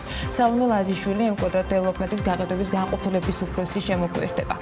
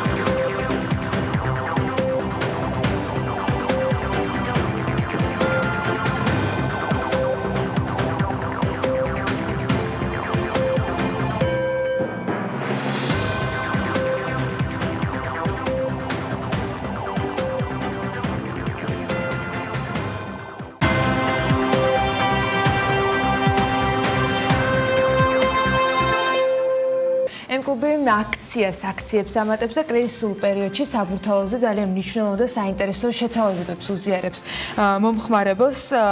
განსაზღვრავს ძალიან საინტერესო ყოველთვიურ გადასახადს. დეტალებში კი ჩვენი სტუმარი გაგვარკვევს ამ მიმართულებით. სალომე ლაზიშვილი კვადრატის დეველოპმენტის გაყიდვების განყოფილების უფროსი გვერდება საქმიანი დილას სტუდიაში. მოგესალმებით სალომე, მადლობა რომ ხართ ჩვენთან ერთად. Facebook-ზე რაც შეთავაზებები ვნახე, იმდენად საინტერესო იყო, რომ დარწმუნებული ვარ ჩვენი მაყურებლისთვისაც ყურს ეგრევე მოჭრის ის რიცხვები, რომელიც ახლა დასახელდება, მაგრამ მოდი დავიწყოთ თავიდან, რაზე ვსაუბრობთ, რა პროექტზე ვსაუბრობთ, რა შეთავაზებაზეა საუბარი და რა თანხაზეა საუბარი, რომელიც ჩემთვის იყო მთავარი ვარსკვლავი ამ ყველაფერში. გამარჯობა, დილა მშვიდობის, მივესალმებით თქვენს მაყურებლებს პირველ რიგში და მადლობას გიხდით სტუდიაში მოწვევისთვის. როგორც იცით, ჩვენ ძალიან ხშირად ვანებივრებთ ჩვენს პოტენციურ მომხმარებლებს და ვთავაზობთ უპრეცედენტო შეთავაზებებს. ეხლაც გვაქვს განსაკუთრებული შეთავაზება. ჩვენს ინოვაციურ პროექტში ემკუბი საბურთალო ნებისმიერ მსურველს შეუძლია შეარჩიოს ბინა და სტუდიოს ტიპის ბინის შეძენის შემთხვევაში ეს არის გარემონტებული ბინა, მხოლოდ 7.62 ლარიდან დაიწყოს თვეში გადახდა. გარემონტებულში რა იგულისხმება? გარემონტებული ბინა გულისხმობს იმას, რომ სრულად არის დასრულებული სარემონტო სამუშაოები, გარდა ამისა, მომხმარებელს ხვდება უკვე დამონტაჟებული სამზარეულო, ჩაშენებული ტექნიკით, ასევე მოპირკეთებულია სველი წერტილები, დამონტაჟებულია გათბობის სისტემა, თავისი რადიატორებით და ქვაბით, ლამინატი, მეტლახი, კაფელი, ყველაფერი ბინა არის სრულად მზად უკვე საცხოვრებლად. ანუ ნებისმიერ მობინადრეს შეუძლია ნაცნობრივ ავეჯითაც არა მხოლოდ გარემონტებული. კი, რა თქმა უნდა. საიდან გამოდის ეს 750? ანუ როგორ ვიღებთ თბილისის ცენტრალურ უბანში თან ისეთ კომპლექსში, როგორც ემკუპერს, რომელიც ძალიან ბევრ ნაწილს მოიცავდა საკმაოდ ძვირადღირებული პროექტი არის თავის მხრივ და მომხმარებლებისთვისაც ერთი შეხედვით, ანუ თუ ბიუჯეტურ თქვა ბინის შეძენაზე ფიქრობ, ამ პროექტზე არ უნდა ფიქრობდე, მაგრამ როგორ მივიღეთ თანხა, რომელიც ძალიან დაბალი ფასი არის ყოველთვიური გადასახადისათვის. ნამდვილად, ჩვენ როგორც გითხარით, გვაქვს უპრეცედენტო შეთავაზება და ამაში დაგვეხმარა სუბსიდირების პროგრამაც.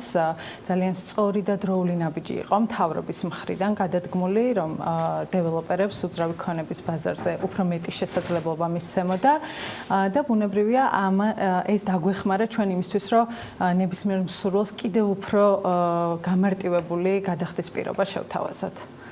და დავედით ან კონკრეტულ თანხამდე. რამდენი ხნის განმავლობაში იქნება გადასახდელი ეს თანხა, ხომ არ გაიზრდება მომავალში, ხომ არ ხდება რაღაცა თქვათ შემდეგ შეცვლა ამ ყველაფრისა, აი ძალიან ეჭვსაჩენს თითქოს ესეთი დაბალი ფასი, ისეთი ფასი არის ბაზრისთვის. ეს თანხა დათვლილი არის სტუდიოს ტიპის ბინაზე, შეგვიძლია ვთქვათ რომ ვუთხრათ მაგალითისთვის ჩვენს მაყურებლებს ერთსაძინებლიან ბინაზე გამოდის სადღაც 875 ლარი, ესეც საკმაოდ კარგი შეთავაზება გამოდის. თანხის ცვლილებას რაც შეეხება ეს დამოკიდებულია თვითონ ინდივიდუალურად მომხმარებელზე. ანუ გააჩნია რა პერიოდზე მოხდება ამ ღირებულების გადანაწილება და შესაბამისად გამოდის მერე უკვე კონკრეტული ციფრი. თავად განსაზღვრავს რეალურად, მაგრამ თუ აქვს სურვილი რომ ყოველთვიური განსახადი იყოს ამ ფორმით, შესაბამისად ამაზე შეუძლია რომ კომპანიასთან შეთანხმდეთ. კიდევ ერთი რაც ძალიან საინტერესო არის, მე კი ვახსენე რომ უბანი არის ძალიან მომხიბვლელი თქო და როდესაც BMG Launch-ის ფარგლებში საუბრობდით ამ თემაზე, იქაც თქვი რომ როცა ამ პროექტს ვათვალიერებდი, ვებგვერდზე დავიკარგე და ძალიან ბევრი დრო დავხარჯე ისე რომ ვერც გავიგე, მაგრამ რას წარმოადგენს ეს უბანი და რატომ იყო ეხლა ჩემთვის ეს ფასი ესეთ განსაკუთრებული, იმიტომ რომ ძალიან ბევრი რაღაცა არის კომპლექსში გაერთიანებული და ვისთვისაც თქვა ჯერ ეს საიტი არ არის ათვისებული, მოდი მათ მოვუყვეთ და მე თვითონაც ბევრს ნახავად დარწმუნებული ვარ. ნამდვილად ეს შემიძლია დარწმუნებით თქვა რომ თბილისში არის პირველი და განსაკუთრებული უბანი, რასაც ჩვენ ვაკეთებთ ემკუბი საბურთალოს პროექტში. ეს არის განთავსებული 11.5 ჰექტარზე და აქედან 4 ჰექტარი ეთმობა გამწვანებას. პროექტის ცენტრალურ ადგილას არის დიდი პარკი, სადაც გათვალისწინებულია ველობილიკები, სპორტული მოედნები, ცალკე გვაქვს გამოყოფილი ჩვენი 4-ფეხა მეგობრებისთვის გასასეირნებელი პარკი, ესეც კი გავთვალეთ.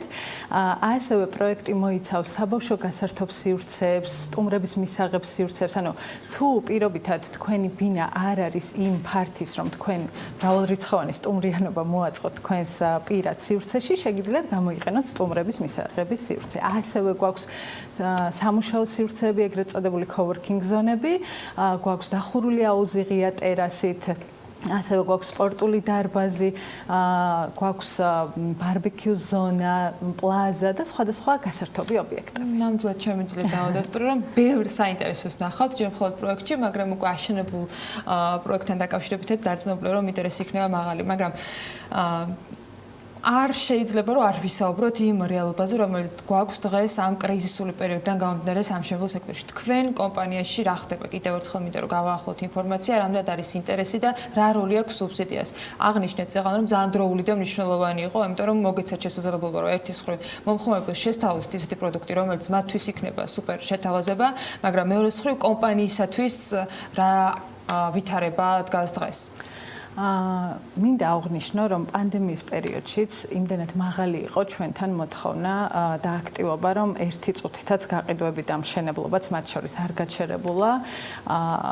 შედეგი ჰქონდა საკმაოდ თვალშისაცემი, ასე ვთქვათ, კომპანიისთვის და ეს ყველაფერი ბუნებრივია დავიმსახურეთ იმით, რომ ჩვენ მობინადრეებს ძალიან დიდი ნდობა აქვს ჩვენი კომპანიის, რისთვისაც გულწრფელად მინდა მათ მადლობა გადავუხადო ვისარგებლებ შემთხვევით და რა თქმა უნდა, წეღანაც აღვნიშნე, რომ დროული იყო მთავრობის მხრიდან ჩართულობა, რომ დეველოპერებს კიდევ უფრო მეტი შესაძლებლობა მოგცემოდა და ნებისმიერ მსურველს, ვისაც კი ბინის შეძენა უფიქრია როდესმე ბინის შეძენაზე, დღეს არის ის პერიოდი, როცა უძრავ ქონებასთან დაკავშირებით უნდა მიიღონ საბოლოო გადაწყვეტილება. ეს ამას განაპირობებს მხოლოდ სუბსიდია, თუ არის რაღაცა სხვა მიზეზებიც, იქიდან გამომდინარე, რომ მათ შორის როდესაც ეს პროექტი დაანონსდა, ბევრმა დასვა კითხვა, რომ თუ კი ბინებზე ფასები არ დაიწევს, მაშინ ამ სუბსიდიის გამოყენებას რა ვთქვათ, რა აზრი აქვს, იმ როცა შემოსავლები ზოგიერთ უმცირდება.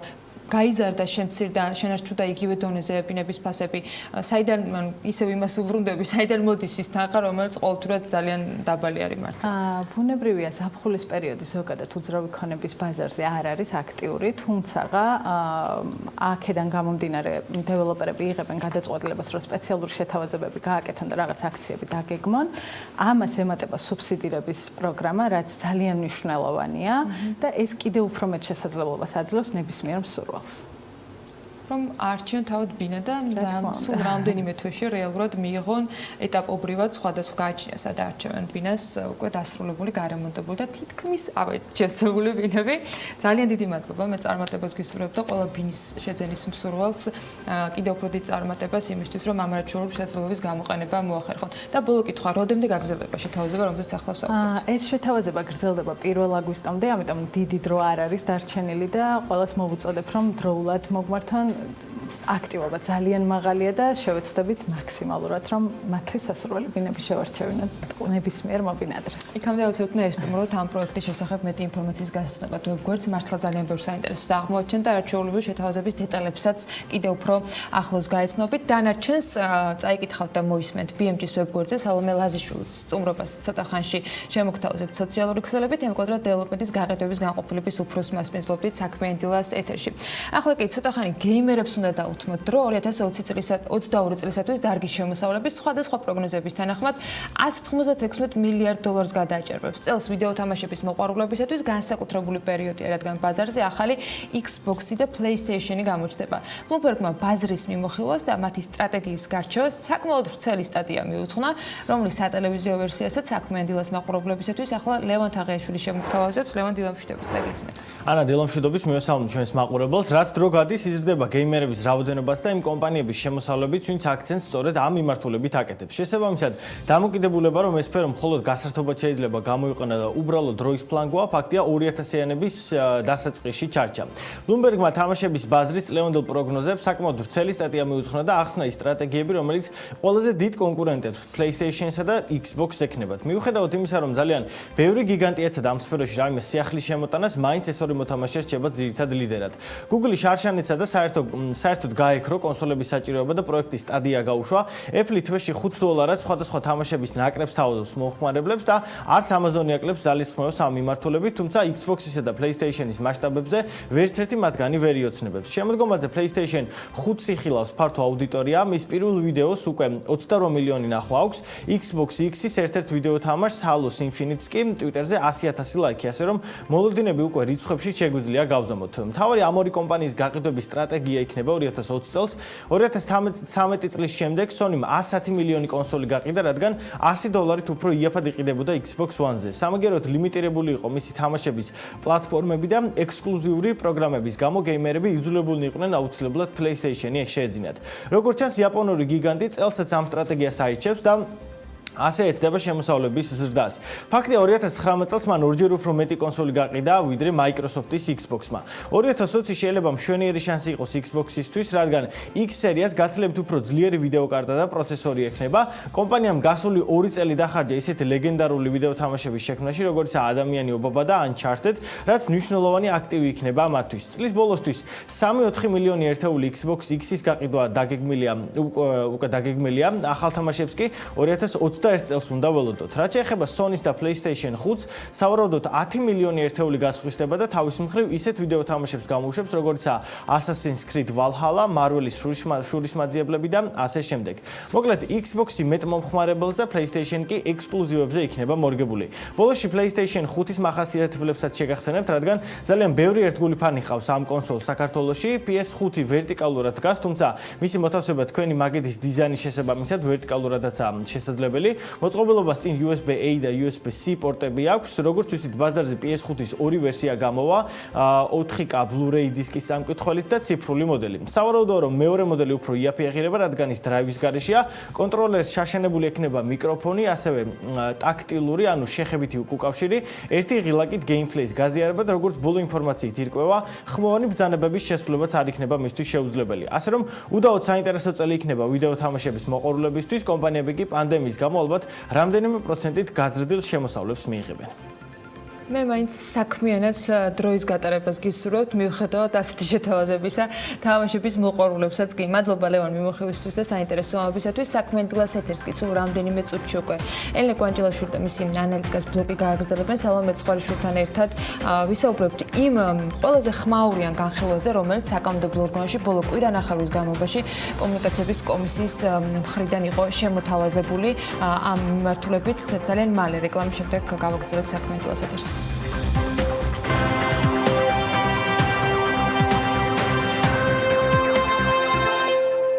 სამედიცინო სფეროს მარეგულირებელ კანონმდებლობაში დაგეგმილ ცვლილებებს საქართველოს ბიზნეს ასოციაციაში კიდევ ერთხელ ეხმაურებიან და კანონპროექტის ინიციატორებსა და კანონმდებლებს მოუწოდებენ 17 ივლისს დაგეგმილ საკომიტეტო მოსმენის ფარგლებში სათანადო გულისხმიერებით გაეცნონ ჯანდაცვის სექტორის მიერ კანონპროექტში დანახულ საფრთხეებს.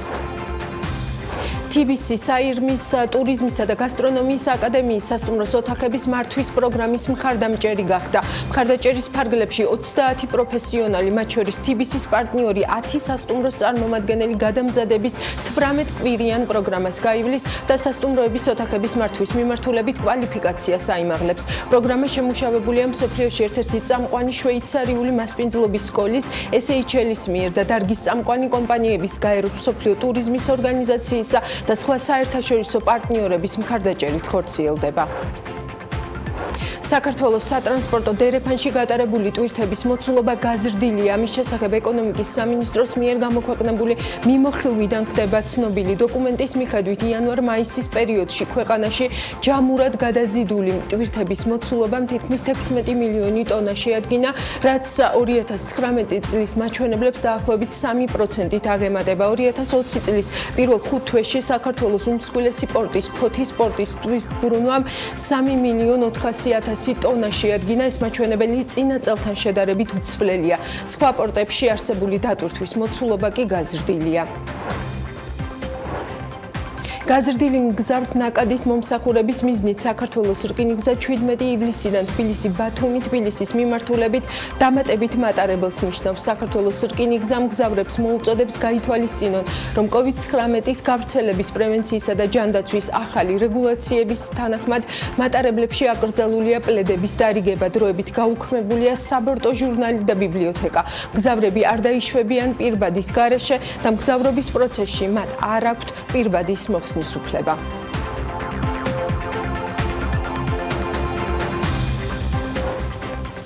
ეს საქმიანი დილის ანალიტიკა, მე ამ ბლოგის ავტორი ელენე კვანჭილაშვილი ვარ.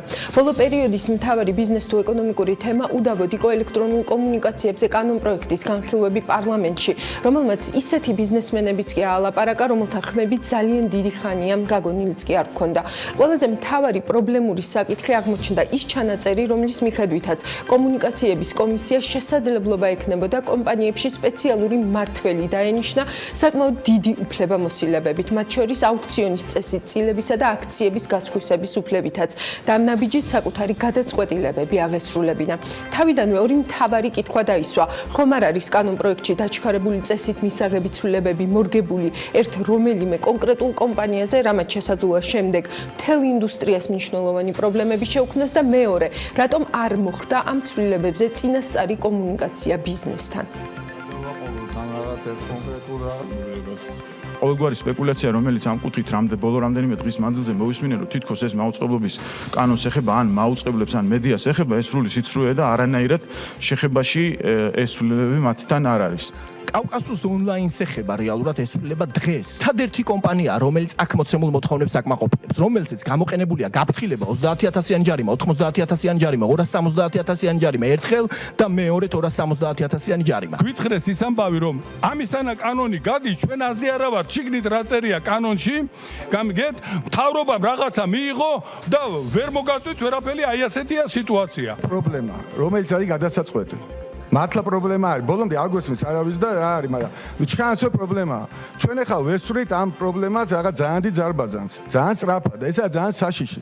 თუ შენ ჩათვლი რომ ადგება ზიანი სახელმწიფო საზოგადოებრივ უსაფრთხოებას ან ადგება ზიანი ქვეყნის ეკონომიკურ ინტერესს, არც ერთი შენი პრეროგატივა არ არის და შენ ამის კომპეტენცია არ აქვს და არ შეიძლება რომ კონდეს, შენ შეგიძლია წილი გაგვიყიდო, მართული შემოგვიყვან. ესაა ძალიან საშიში რაღაცა შენი რეალური პრობლემის გადასაწყვეტად. და ერთ-ერთი ასე ჩვენ ვითხოვთ, ან მე ყოველ შემთხვევაში ავიწევ სხვა დრო ავიღოთ და ის პრობლემა გადავწყვიტოთ, მოვიფიქროთ, ის პრობლემა როგორ გადავწყვიტოთ, ის გადასაწყვეტია. კანონში წერია, რომ მართველი დროებითი მართველი ინიშნება 2 წლის ვადით. ასევე წერია წარმოდგენილ პროექტში, რომ ამ დროებითი მმართველის ფუნქცია არის ამ კონკრეტული გადაწყვეტილების შესრულება. მაქსიმუმია, დამასრულებინე რა, ხო გინდა რომ გიპასუხო, რა მოგივიდა, ვერ გავიგეთ. გიხსნი რომ წერია კანონში, რომ ამ კონკრეტული გადაწყვეტილების შესასრულებლად მართველი აღიჭურება მხოლოდ ამ უფლებით, რომ ეს გადაწყვეტილება შეასრულოს, უზრუნველყოფს 2 წლის ვადით. და ამისთვის აქვს 2 წლის ვადა. თუ ამ 2 წლის ვადაში ვერ შეასრულა ეს, დგება წილის გაყიდვის თემა. შესაბამისად, 1 წელი, რომელიც 4 სანქცირებას მოიცავს დაახლოებით და პლუს 2 წლის ვადა, რომლითაც გაყიდვის გარეშე უნდა უზრუნველყოს. არ წერია. ერთი წერია შეიძლება ვწდები მე რა რედაქციაზე ხوار მელაპარაკებით ჩავწერთ რომ 2 წელიწადზე ადრე არ ჩავწერთ ხوارი კაცო ჩავწერთ ხوارი ჩვენ წეგვინდა რომ დრო ავიღო და განვიხილოთ ესე წერია იმიტომ რომ გაყიდვამდე 2 წლის ვადა ამას ეძლევა კომისიის გადაწყვეტილების აღსრულებისთვის არა კახა ეგრე არ წერია არაუმეტეს 2 წლის წერია და კომისიამ შეიძლება დანიშნოს 6 თვის იმისთვის ჭირდება მას ეს ძალაუფლება რა უზურპატორია რა ნატურალური უზურპატორია რაც მოხდა აქ არის ის რომ იცინე კაცო რა უზურპატორი როდის გავხდი ბოლო 6 წელიწადია შენისთან მემარჯვენე არ მინახავსო კომისიის თავმჯდომარე და მეუბნები შენ მემარჯვენე ხარ შენთვის კაცო მაგალ ამას ითვალისწინეთ აი ამ იმას რომ როდესაც მიიღო იმან რა ქვია ამერიკულმა კომპანიამ დაუშვათ ლიცენზია აქ შეიძინა და ამის შემდეგ რაღაცა კანონს აკეთებ რომ მე შემილია დედაგიტირო წარმოგიდგენიათ ამის ისა და რა რეაქცია ექნება მე ვიძახოთ რომ კონგრესი არ ვარგა ის არ ვარგა ცუდია ის კაი დეპუტატია ის ლობირებულია რაღაცები არაფერი ლობირებაზე არ გაჟღენილა იმ საკითხებზე რაც თქვენ იცით არავითარ ლობირებაზე არავითარ პიარზე და იცით რომ ეს საკითხი არსებობს ამ ხნის განმავლობაში რაც თქვენ ბრძანდებით თავმჯდომარე ხას უსვამ ორმა უდიდესმა ატლანტიკურმა კომპანიამ მიატოვა საქართველოს და წავიდა ჩვენგან. ეს არის ელექტრონული კომუნიკაციების თქვენი აი როგორც მიყვებით თქვენ და როგორც იქცევით იმ საჯარო სხდომებზე რომლის ჩაწერებით ჩვენ დავიწყეთ დეკემბრიდან აი როგორც იქცევით აი მის შედეგად მივიღეთ ეს რატომ მივიღეთ იცით ამის შედეგად რომ აღარ უნდა ხალხს ინვესტირების გაკეთებას აკეთებს. ორი უდიდესი კომპანია, ერთი რომელიც შეიძინა სილკნე და კიდე კარგი ჯგუფი აღმოჩნდა ქართული ისეთი რომელიც შეიძინა. მეორე კომპანიას უნდა გასვლა ბილაის ზაგიდან, იმიტომ რომ თქვენი მუშაობის შედეგად აღარ უნდა აქ ყოფნა. ვერ ყიდის, მყიდველი ვერ იპოვე. ახლა ამის შედეგად კიდე თქვენ ფიქრობთ მოგიტა ისა ვირტუალური ოპერატორის შემოყვანაზე ამ რედაქციით, ამ კანონის მიღება უბრალოდ არ იქნება სწორი და მართებული და უბრალოდ მე ვფიქრობ რომ ემოციები რომ გავწიოთ გვერდზე და აი ეს რაღაც შენიშვნები რაც იგივე ბატონმა კახამ თქვა რაც ითქვა რომ იქნებით ეს ჩანაწერი მოგცეთ განვიხილოთ და აი მე მაგალითად სპეციალურად დავპატიჟე ბიზნეს ასოციაციის პრეზიდენტი რომ ჩაერიოს როგორც ბიზნესის მხრიდანაც და რაღაცა ნორმალური ქვეყნისთვისაც და ეს ინდუსტრიაც რომ არ გადავაყოლოთ ამ რაღაც ერთ კონკრეტულ რაღაცას აი როგორ შეიძლება რომ ვერ ვიპოვოთ საერთო ენა და კი ბატონო მეც მაგაში გეთანხმები და მაგის ცდელობა გვექნება ესე წავიდეთ მე მგონი აი ეს როგორც მოვისმინეთ, კავკასიის ონლაინი პირდაპირ ამბობს, რომ ცვლილებები მისი კომპანიის გამო დადგა დღის წესრიგში. აზერბაიჯანში თავისი კონტაქტების მეშვეობით გიორგი ისაკაძემ შეძლო კავკასიის ახალ მფლობელებზე გასვლა და თქვენ ინტერვიუდან ამონარიდებს ადევნებდით კიდეც თვალყურ საკმაოდ ინტენსიურად ჩვენს ეთერებში. მთავარი კითხვაც ხადია იყო, იცოდა თუ არა კომუნიკაციების კომისიამ კომპანიის მფლობელების შესაძლო ცვლილების და ასევე იმ მასშტაბური საინვესტიციო პროექტის შესახებაც, რომელსაც ეს ახალი კომპანია Nexol მათ შორის საქართველოშიც გეგმავდა. უფრო მეც ამ თემაზე ჩვენი ჟურნალისტი სალომე მეცხვარიშვილი გვეტყვის. სალომე, გამარჯობა და გისმენთ. დილა მშვიდობის ელენე. Nexol ის აზერბაიჯანული ჰოლდინგია, რომელმაც კავკასიის ონლაინის 59%-იანი წილი შეისყიდა. ეს გარიგება კი ამ დრომდე სადაუა. კომუნიკაციების კომისია ამბობს, რომ ტრანზაქცია მასთან არ შეთანხმდა და კავკასიის ონლაინს თხოვს კომპანიის აქციები პირვანდელ რეჟიმში დააბრუნოს, სანამ მას აზერბაიჯანელი ბიზნესმენი ნასიბ ჰასანოვი გადაიბარებდა. ქონდა თუ არა კომუნიკაცია Nexol Holdings კომუნიკაციების კომისიასთან წილების გასხვისებამდე აზერბაიჯანულ ჰოლდინგში აცხადებენ, რომ კავკასიის ონლაინის აქციების შეძენასთან დაკავშირებით ადგილი აქვს გაუგებრობას და მის კომუნიკაციას მხარეებს შორის, რამაც გამოიწვია პრობლემები. თემურ თაგიევის თქმით, როგორც კი ქართულმა მარეგულირებელმა უწყებამ კავკასიის ონლაინის დოკუმენტაციის წარდგენა მოსთხოვა ბენეფიციარ მესაკუთრეებთან დაკავშირებით, მათ მაშინვე წარადგინეს და ამაზე პრობლემა არ შეუქმნიათ. გაკეთებული გვაქვს წინასწარი შეფასებები და Nexol Holding-ის საინვესტიციო გეგმით, რომელიც ციფრული აბრეშუმის გზის განვითარებას გულისხმობს და ერთმანეთთან ევროპასა და აზიას აკავშირებს, გათვალისწინებულია დაახლოებით $200 მილიონი ინვესტიცია. ამაში მოიაზრება ინვესტირება როგორც საქართველოში, ასევე აზერბაიჯანში, ყაზახეთსა და კასპიის ზღვაში. რაც შეეხება უშუალოდ საქართველოს, ფიქრობთ ინვესტიციას $60 მილიონ გადააჭარბებს. ზოგადად მოიაზრებთ, რომ ინვესტიციამ შესაძლოა 50-დან $100 მილიონამდე მიაღწიოს. ეს ყველაფერი სხვა ტექნიკურ საკითხებზეც არის დამოკიდებული. ამ ეტაპზე ვაპირებთ 4 დატა ცენტრისა და ინტერნეტის გაცვლის წერტილების მშენებლობას. ეს კი საქართველოს რეგიონში ციფრულ ჰაბად გადააქცევს.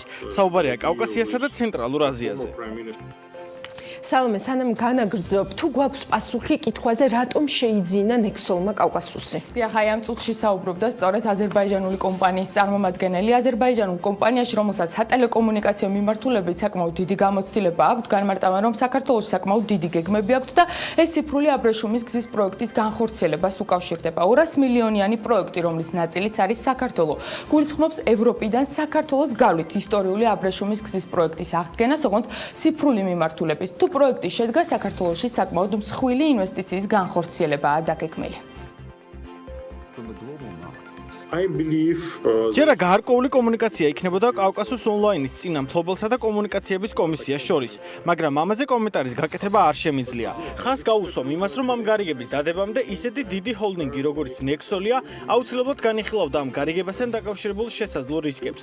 ჯერა რომ საქართველოს იმდროინდელი მთავრობა საქმის კურსში იყო ჩვენს გეგმებთან დაკავშირებით, მათ შორის წილების გასხვისებასთან დაკავშირებით. შესაბამისად, ჩვენთვის სიურპრიზი იყო, როდესაც ვიხილეთ კომუნიკაციების კომისიის ასეთი მკვეთრი პასუხი. რადგან კომისიის უკანასკნელი გადაწყვეტილებები განსაკუთრებით მტრულად განწყობილი იყო.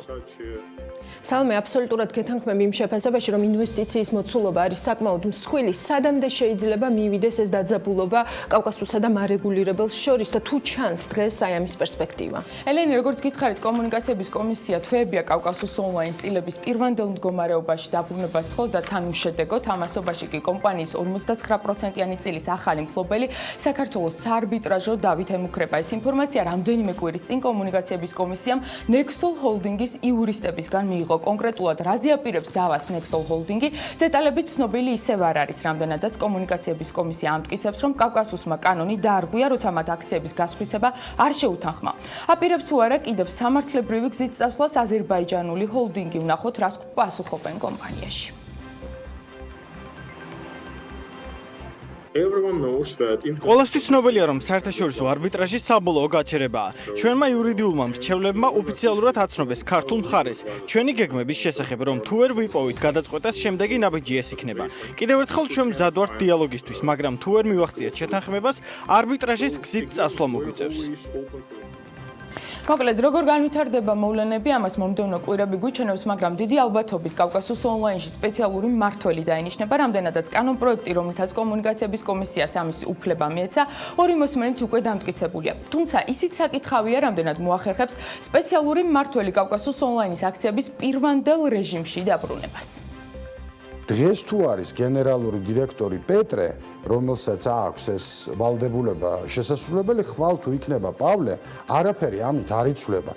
სხვა ქვეყნის იურისდიქციაში მესამე პირების მიერ განხორციელებულ გარიგებაზე იურიდიული პირი და მისი ხელმძღვანელი ვერც ვერანაირ პასუხისგებლობას ვერ დაიღებს და ვერც შემოაბრუნებს და ამ ხალხს ვერ აიძულებს, რომ პირვანდელი მდგომარეობა დააბრუნოს, რაც არის ძირითადი მოთხოვნა კომუნიკაციების კომისიის. ის ვერ შეასრულებს ამ ვალდებულებას და კანონი აძლევს უბრალოდ ბერკეტს მას манипуляციის, რომ ფიზიკურ პირზე კი არ მოახდინოს ზემოქმედება, კომპანიის შიგნით მიიღოს ისეთი გადაწყვეტილებები, რომ აქციონერს და ბოლო ბენეფიციარს უარი ათქმევინოს თავის საკუთრებაზე. მოკლედ, პასუხები კონკრეტულ კითხვებზე გვაქვს, მაგრამ მე პირადად კიდევ უამრავი კითხვა მრჩება კავკასუს ონლაინის წილების გასხვისებასთან და კანონპროექტთან დაკავშირებით, თუნდაც რა არის გარიგების ღირებულება, ასევე რჩება თუ არა კანონში ისევ ლაფსუსი. ერთი მხრივ თუ არც სპეციალურ მმართველს შეუძლია აქციების პირვანდელ მდგომარეობაში დაბრუნება და მეორე მხრივ თუ კომპანია გადაწყვეტს, რომ წილების გასხვისების შესახებ ინფორმაცია კომისიას არ მიაწოდოს, გამოვა რომ კანონი ისევ ფურცელზე დარჩება და მთელ ამ ორომტრიალსაც, რაც გამოვიარეთ, უბრალოდ აზრი ეკარგება.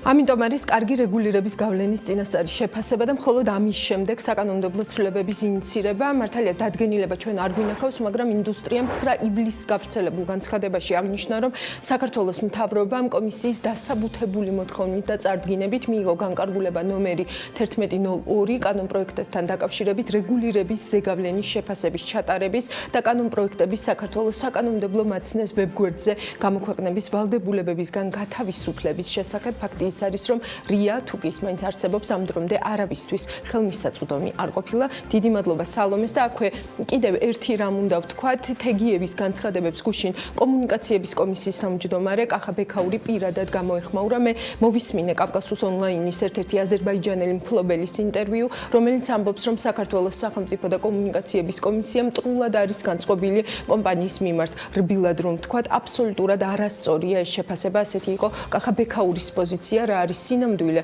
კომუნიკაციების კომისიის თავმჯდომარისთვის, ამაზე პასუხიც კახა ბექაურის სპეციალურ განცხადებაში იკითხება. ვიცით რომ საქართველოს სინამდვილე არის შემდეგი. ჩვენ კომუნიკაციების კომისიას რეგულარული პროცედურა გვაქვს, რომ ავტორიზებულ პირებს თხოვთ რეესტრის განახლებას მათი ბენეფიციარი მესაკუთრის შესახებ. ანუ მათ უნდა გაგვიხსნან ბოლომდე მფლობელები. დაახლოებით 10 თვის წინ ასეთი სტანდარტული პროცედურის შემდეგ გაირკვა, რომ კავკასუს ონლაინს შეცვლილი ყავს 59%-ის ბენეფიციარი. ანუ გაასხვისა წილი. ამ დროს ჩვენი კანონმდებლობა ითვალისწინებს, რომ ასეთი ტიპის მნიშვნელოვანი ძალის ოპერატორებმა წილის გასხვისების შემთხვევაში წინასწარი თანხმობა უნდა მიიღოს კომუნიკაციების კომისიისგან. ამავდროულად კავკასუს ონლაინს დამატებით ჰქონდა სპეციფიკური ვალდებულება კომისიისგან. რამდენიმე წლის წინ საკუთარი საცალო აქტივები მიყიდა მაქტიკომს. ამ შეთანხმების პროცესში, რომელზეც ჩვენ თანხმობა გავეცით, კავკასუს ონლაინს რაც დარჩა მას საბითუმო წილი, რომელიც მდგომარეობს საქართველოს არსებულ მაგისტრალურ ოპტიკურ ინფრასტრუქტურაზე და ამავდროულად შავი ზღვის ოპტიკურ ბოჭკოვანი კაბელის მათი აქტივია. ჩვენ დავუკისრეთ დამატებით ვალდებულებად, რომ შემდგომში წილის გასხვისების შემთხვევაში აუცილებლად მოემართათ კომისიისთვის. ამ მომართვის აზრი არის ის, რომ კომისიამ ჩაატაროს კვლევა, რომ წილის გასხვისებით ხომ არ იცვლება იცვლება ბაზარზე კონცენტრაციის საკითხები, რომელმაც შესაძლოა ზიანი მიაყენოს ბაზარს. აქედან გამომდინარე ეს ვალდებულება მან არ შეასრულა და არა მარტო არ შეასრულა, ჩვენს რეგულარულ მოთხოვნას აგერ უკვე მეათე თვეა არ ასრულებს. ნებისმიერი სერიოზული კომპანია, როდესაც ინვესტიციას აკეთებს და მსხვილი კომპანიის წილს ყიდულობს თავიდან ბოლომდე ამოწმებს ამ კომპანიას როგორც ფინანსურად, ასევე სამართლებრივად. შესაბამისად ამოწმებს იმ ქვეყანაში, რომ შედის, რა კანონმდებლობაა, რამე ხომ არ არის შესათანხმებელი, რაიმე სამართლებრივი ვალდებულებები ხომ არ აქვს ამ კომპანიას, რომელსაც ყიდულობდა და ასე შემდეგ. მე დარწმუნებული ვარ, რომ ამ კომპანიამ, რომელმაც ეს 59% იყიდა, ასეთი შემოწმება ჩაატარა. თუმცა რატომ ვერ დაინახა ის, რომ წილის ნასყიდობა უნდა შეთანხმებინა წინასწარ კომისიასთან, ეს მე არ ვიცი და ეს კითხვაა, რომელზეც ალბათ მათ პასუხი უნდა გასცენ. გუშინდელი დღის ბოლოს, რომელიც არანაკლებ დაძაბული საკომიტეტო მოსმენის ფონზე დასრულდა, ჩანაწერი იმის შესახებ, რომ კომუნიკაციების კომისიის მიერ ავტორიზებული იურიდიული პირის რამდენიმე დაჯარიმების შემდეგ დანიშნულ სპეციალურ მმართველს ექნება უფლებამოსილება კომპანიის აქტივები გაასხვისოს ამოიღეს. დღის ბოლოს დამდგარი შედეგი სილქნეტის დამფუძნებელმა გიორგი რამიშვილმა შეაჯამა და თავისი კომპანიის სახელით თქვა, რომ კომისიასა და ოპერატორებს შორის მთავარ საკითხებზე კონსენსუსი მიღწეულია. თუმცა ხაზი გაუსვა, რომ მისივე სიტყვებით რომ თქვათ 100%-ით ბედნიერები ჩვენ არ ვართ, თუმცა ეს ის მომენტია, როდესაც მე მგონია, რომ ჩვენ შევჯერდით. ასეთი იყო გიორგი რამიშვილის პოზიცია. რაც შეეხება კავკასუს კომპანიის პოზიცია, ამ დრომდე ის არის, რომ ისინი არ არიან ამ კონსენსუსის ნაწილი. გადავიდეთ ჩვენ შემდეგ თემაზე. ეს ის თემაა, რომელსაც ძალიან დეტალურად მივყვებოდით, მათ შორის საქმიანი დილის ანალიტიკას ეთერებშიც, ჯანმრთელობის დაცვისა და სოციალურ საკითხთა კომიტეტმა მთავრობის მიერ საკანონმდებლო ინიციატივის წესით წარდგენილი კანონპროექტი ძამისა და ფარმაცევტული საქმიანობის შესახებ საქართველოს კანონში ცვლილების შეტანის თაობაზე მეორე მოსმენით განიხილა და მხარი დაუჭირა. წამლის ხელახალი რეგისტრაციის საკითხი იყო ერთ-ერთი ყველაზე სადავო და განხილვების შემდეგ ასეთი ფორმულირებით ჩამოყალიბდა სააგენტო სარეგისტრაციო პროცედურის დროს 3 თვის ვადაში ფარმაცევტული პროდუქტის ხელახალი რეგისტრაციისას და პირველი რიგის ატიპის მედიკამენტების რეგისტრაციას მოახდენს 20 დღის ვადაში, ხოლო პირველი რიგის ბ-ტიპის რეგისტრაციისას 40 დღის ვადაში იღებს გადაწყვეტილებას ფარმაცევტული პროდუქტის რეგისტრაციის შესახებ თანხმობის ან უარის შემთხვევაში. პირველ ვარიანტში ნაცვლად 20 კალენდარული დღისა შემოთავაზებული იყო 30 კალენდარული დღე, ხოლო ნაცვლად 40 დღისა შემოთავაზებული იყო 45 დღე. აქვე ვთქვათ, რომ ამ ცვლილებებამდე პარალელური იმპორტის პროცედურით ბაზარზე დაშვებული მედიკამენტების ხელახალი რეგისტრაცია 7 კალენდარულ დღეში ხდებოდა. არის თუ არა ეს მხოლოდ ტექნიკური საკითხი და რა შეიძლება ამ ბადის დაგრძელებამ გამოიწვიოს ბაზარზე? ამას გვეტყვის ჩვენი სტუმარი, ფარმაცევტთა ასოციაციის პრეზიდენტი ლევან გოგიბერიძე. მოგესალმებით ბატონო ლევან და ძალიან დიდი მადლობა თქვენი დროისთვის. რას იწვევს ეს ცვლილება? ჩვენმა მკითხველმა, ჩვენ სააგენტოს მკითხველმა BM-G-ზე თქვენი მოსაზრებების ნაწილი უკვე წაიკითხა ალბათ, მაგრამ მინდა რომ სატელევიზიო ეთერითაც გავაჟღეროთ, ესე ვთქვათ, თქვენი ასოციაციის ან დარგის მოთამაშეების პოზიცია გისმენთ. ზოგადად ცოტა შორინა რომ დავიწყოთ, წამალი უნდა იყოს აუცილებლად ხარისხიანი, ეფექტური და ხელმისაწვდომი.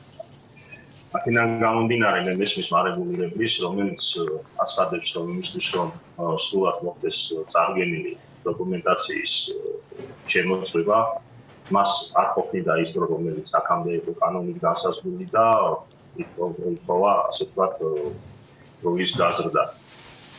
თუმცა ამან რა თქმა უნდა გარკვეულწილად ბიზნესზე ასახვა პოვა თავისთავად.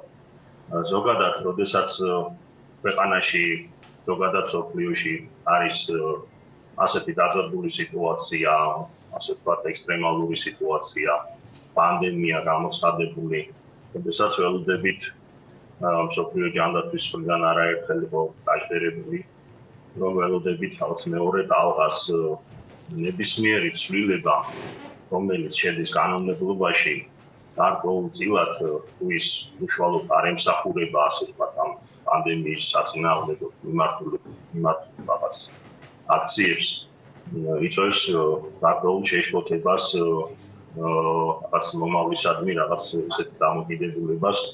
აქედან გამომდინარე, როდესაც დაჩქარებული წესით ხდება განსაკუთრებით ისეთ კანონში, როგორიც არის წამლის შესახებ კანონის ცვლილებები, ეს რა თქმა უნდა იწვევს ბიზნესის მხრიდან დაძაბულობას და უარყოფითი ეფექტს. შედეგი რა შეიძლება დადგეს? ანუ რა არის ის, რასაც თქვენ ხედავთ როგორც რისკს ამ კანონმდებლობის დაჩქარებული წესით მიღების კვალდაკვალ? რისკი შეიძლება გამოვხილოთ რამოდენიმენაირი. ერთი რომ ამან შესაძლოა გამოიწვიოს გარკვეული მიმართულებით მედიკამენტებზე ფასების ზრდა. ეს განსაკუთრებით ეხება პარალელური იმპორტით შემოდანილ მედიკამენტებს, ვინაიდან ყველაზე ასე ვთქვათ მძიმედ ამ კანონში ცვლილებამ ზუსტად პარალელური იმპორტის მიმართულებით იმუშავა, ასე ვთქვათ. და შესაძლებელია ბიზნესმა იმის მიხედვით, რამდენად იქნება კანონი მორგებული ამ საკითხს საერთოდ რაღაცა მიმართულებით თუ მან რა თქმა უნდა კონკურენციას ვერ გაუძლო და შესაბამისი კანონიდან გამომდინარე მოუწიათ რაღაც მიმართულებები ფასების გაზრდა, შესაძლებელია რომ ამ პარალელურ იმპორტზე რაღაც საერთოდ უარი განაცხადონ და რაღაცა მიმართულებებზე შეიქმნას გარკვეული დეფიციტი. თუმცა, რა თქმა უნდა, დეფიციტი არ გულისხმობს იმას, რომ მოსახლეობა წამლის გარეშე დარჩება, მედიკამენტის გარეშე დარჩება, მაგრამ უკვე შესაძლებელი იქნება ამ შემთხვევაში, რომ კონკურენციის ნაკლებობის გამო უკვე მეორე მხრიდან მოხდეს ასე ვთქვათ, წამლის ფასის გაზრდა. ამიტომ მე ცოტა ისე სკეპტიკურად უყურებ ამ დაჩქარებული წესით ამ კანონის მიღებას. ისე ვიმეორებ მე მესმის მარეგულირებელის, მესმის რომ მას ჭირდება დრო. ბატონო ლევან, ბოდიში რომ გაწყვეტნებთ, მაგრამ როდესაც ამბობთ რომ მესმის მარეგულირებლის, ანუ აი აქ მინდა რომ დავაზუსტო. რა ფერხდებოდა მაშინ, როდესაც მარეგულირებელი უფრო სწრაფად მუშაობდა, მოდი ასე ვთქვათ, და იმ 7 კალენდარულ დღეში ეტეოდა და აკეთებდა თავის გასაკეთებელ საქმეს. ანუ თქვენ გახსენდებათ რაიმე ტიპის, არ ვიცი, გახმაურებული ამბები, ან რაიმე ტიპის, ესე ვთქვათ, დიდი პარტია წამლების, რომლებიც აი ამ 7 დღეში მარეგულირებელმა ვერ მოასწრო მათი შემოწმება და ამიტომ ბაზარზე ამან დიდი პრობლემა შექმნა. იმიტომ რომ მე აი ვეძებდი მთელი ამ გადაცემის მზადების პერიოდში და მსგავსი შემთხვევები აი ასე ღიად ყოველ შემთხვევაში არ ჩანს. არა, ღიად რა თქმა უნდა ეს არ ჩანს, არც გამოჩნდებოდა და მარეგულირებელი ხელმძღვანელობს იმ კანონმდებლობით, რომელიც აქამდე მოქმედებდა და მოქმედებს. გამომდინარე აქედან და პირველი ისევ ხაზს გაუსმევ, რომ ბაზარზე დაშვებული უნდა იყოს მხოლოდ ხარისხიანი და ეფექტური მედიკამენტი, აქედან გამომდინარე რაიმე ასე ვთქვათ გადაცემა რო ყოფილიყო ის მედიკამენტები წესით, რა თქმა უნდა, არ უნდა მოხვედრილიყო ჩვენს ბაზარზე. მე ვერ გეტყვით ახლა მათი მხრიდან პასუხს მე ვერ გაგცემთ, რატომ მოითხოვეს ამ არა, თქვენ მე მითხარით რომ გესმით. მე უბრალოდ ამ ნაწილში ვერ მოყვებით, იმიტომ რომ მე პირადად არ მესმის, იმიტომ რომ მგონია რომ რადგან ასეთი შემთხვევები არ იყო, ეს ნიშნავს იმას, რომ იმ 7 კალენდარული დღე იყო საკმარისი იმისთვის, რომ ბაზარზე ასეთი წამალი არ შემოსულიყო. ამიტომ ვეღარ ვხედავ ლოგიკას, რატომ უნდა გახდეს ეს 7 დღე 20 დღე. მეც მაგას ვიზიარებ, რომ ის დრო რა დროც გამოყოფილი იყო ასეული კანონმდებლობით და მაგრამ 2009 წლიდან ეს კანონია ძალაში და მოქმედებს ამდენი წლის განმავლობაში. თუმცა აი ისე ვიმეორებ რა რაღაცა ის არგუმენტები, რომელიც წარმოადგინა მარეგულირებელმა, რომ ვერ ასწრებს, მე ვერ გეტყვით რამ გამოიწვია ეს მომენტი, რატომ ვერ ასწრებენ, იქ გაიზარდა დაუშვათ რეგისტრაციების, პერერეგისტრაციების და ამ რაოდენობა უბრალოდ. ანუ ამ კითხვებზე არც თქვენ ასოციაციას პასუხები არ აქვს. პასუხი ნამდვილად. ერთადერთი აი გამართლებას უწევდი ისევ და ისევ ჩვენი კოლეგიალობიდან, პროფესიონალიზმიდან გამომდინარე, რომ ბაზარზე უნდა იყოს ხარისხიანი და ეფექტური წამალი. ამაში ორი აზრი არ არსებობს ხადი. დიახ, და აქედან გამომდინარე გარკვეულწილად მესმის მეთქორე, ისე რა თქმა უნდა, ვეთანხმები დარგის დიდ უმრავლესობას ვეთანხმები სამეცნიერო წრეებში, ეს გაზრდა თან დაჩქარებული წესით, თან ისე რომ არ იყო კონსულტაციები გავლილი შესაბამის დარგის სპეციალისტებთან, ექსპერტებთან, რაღაც დაჩქარებული მე არ მიმაჩნია გამართებულად და არ მიმაჩნია სრულად. კი ბატონო და სულ ბოლო ჩემი კითხვა ატყობთ თუ არა რაიმე ტიპის გაუმჯობესებას დარგსა და სამინისტროს შორის კომუნიკაციის თვალსაზრისით, იმიტომ რომ ჩვენ უკვე ძალიან დიდი ხანია განსაკუთრებით 520 დადგენილების შემდეგ მუდმივად გვიწევს საუბარი დარგის წარმომადგენლებთან იმ თემაზე, რომ ეს კომუნიკაცია პრაქტიკულად მოშლილია დღეს დარგის წარმომადგენლებსა ბაზარზე მოთამაშეებსა და სამინისტროს შორის თუ შეიმჩნევა აქ რაიმე ტიპის გაუმჯობესება. მესმის გამომეორებ რომ ამ ცვლილებებთან დაკავშირებით დარგთან არ იყო არანაირი კონსულტაციები, თუმცა არის გარკვეული მიმართულებები იგივე GMP-ის ახალი სტანდარტის დანერგვასთან დაკავშირებით მიმდინარეობს გარკვეული კომუნიკაციები სამინისტროსთან და დარწმუნებული ვარ, რომ ეს კომუნიკაცია დადებითად გადაწყდება როგორც ქვეყნისთვის, ასევე დარგისთვის და მივიღებთ იმ შედეგს, რომელიც ძალიან მნიშვნელოვანია პირველ რიგში მოსახლეობისთვის,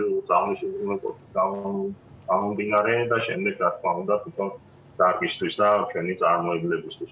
ისევ და ისევ წამის ფასებზე როცა არის საუბარი, აქ აუცილებლად უნდა ვთქვათ ის, რომ ადგილობრივ წარმოებლებს უნდა შეუწყოთ ხელი პირველ რიგში, იმიტომ რომ ამ პანდემიამაც დაგვანახა ამ ჩვენი ქართული წარმოებების სტრატეგიული მნიშვნელობა და მით უმეტეს, როდესაც კიდევ არის იმის საშიშროება, რომ საერთოდ ზოგიერთმა ქვეყანამ ექსპორტი აკრძალოს, ჩვენ არ უნდა დავჭერთ ასე ვთქვათ მედიკამენტების გარეშე და ამაში რა თქმა უნდა კი ბატონო და ჩემი მოგრძალებული აზრი იქნება, რომ სწორედ აქ უნდა ვიზრუნოთ ამ ნაწილში ხარისხზე და არა ესე ვთქვათ უფრო მეტად პარალელური იმპორტის შემთხვევაში, როდესაც ისეთი ქვეყნებიდან შემოდის ეს წამლები, რომლებსაც ჩვენ ისედაც ვენდობით პრინციპში მათ ხარისხთან დაკავშირებთ და ეს იყო არსი სწორედ ამ რეფორმის და პარალელური იმპორტის. ძალიან დიდი მადლობა.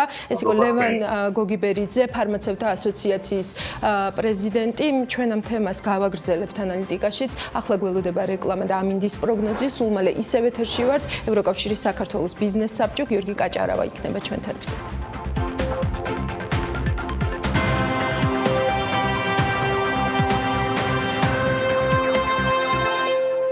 ეს საქმიანი დილის ანალიტიკა, მე ამ ბლოგის ავტორი ელენე კვანჭილაშვილი ვარ. ამ კვირაში კანონ პროექტი, რომელიც კომერციული ატაშეს თანამდებობის გაუქმებას ითვალისწინებს, პარლამენტმა მესამე მოსმენით 81 ხმით დაამტკიცა. დიპლომატიური სამსახურის შესახებ კანონში შეტანილი ცვლილების თანახმად, ეკონომიკურ საკითხებზე საქმიანობის განხორციელება კომერციული ატაშეს ნაცვლად დაეკისრება დიპლომატიური სამსახურის შესახებ საქართველოს კანონით განსაზღვრულ დიპლომატიურ თანამდებობის პირს, საქართველოს საგანგებო და სრულუფლებიან დესპანს. ალბათ ყველა ჩემნაირ ადამიანს, რომელიც არ არის ბოლომდე გაცნობიერებული დიპლომატიურ რანგებში, უკვირს ეს ორი სტატუსი ერთმანეთისგან ეს მნიშვნელოვნად რით განსხვავდება. განმარტებით ბარათში ამ კითხვაზე არის ასეთი პასუხი: საგულისხმოა, რომ კომერციული ატაშეს სტატუსი შედარებით დაბალია და შესაძლოა მას პრობლემები შეექმნას უცხო ქვეყნის მსხვილი კომპანიების ხელმძღვანელებთან შეხვედრის დროს. დესპანის წარგზავნის შემთხვევაში კი მნიშვნელოვნად იზრდება მაღალი დონის გადაწყვეტილების მიღებ პირებთან შეხვედრის შესაძლებლობა, რაც უზრუნველყოფს უკეთეს შედეგებს, ასევე მნიშვნელოვნად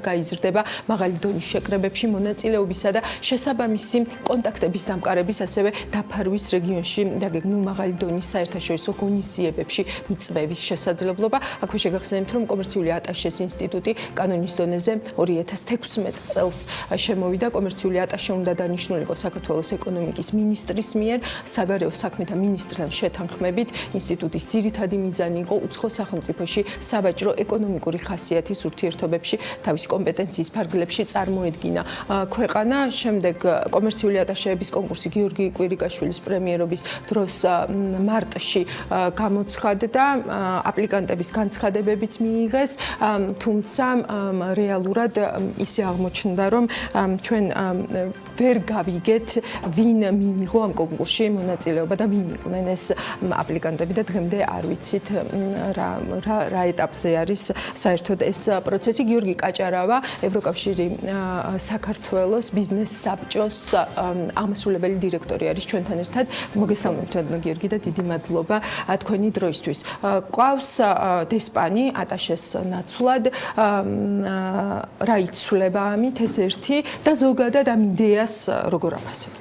ფიქრობთ, რომ ერთმნიშვნელოვნად სწორი გადაწყვეტილება იქნა მიღებული დესპანის ნამდვილ დონის აწევა ეს განსაკუთრებით დაეხმარება ამ პიროვნებას, რომ იმუშაოს ეკონომიკურ საკითხებზე, მით უმეტეს თუ მას ექნება იმის ფუფუნება, რომ მხოლოდ ეკონომიკურ საკითხებზე იმუშაოს, რაც საელჩოში ძირითადად იშვიათობაა ხოლმე, ვფიქრობთ, რომ შედეგები უნდა იყოს გაცილებით მაღალი.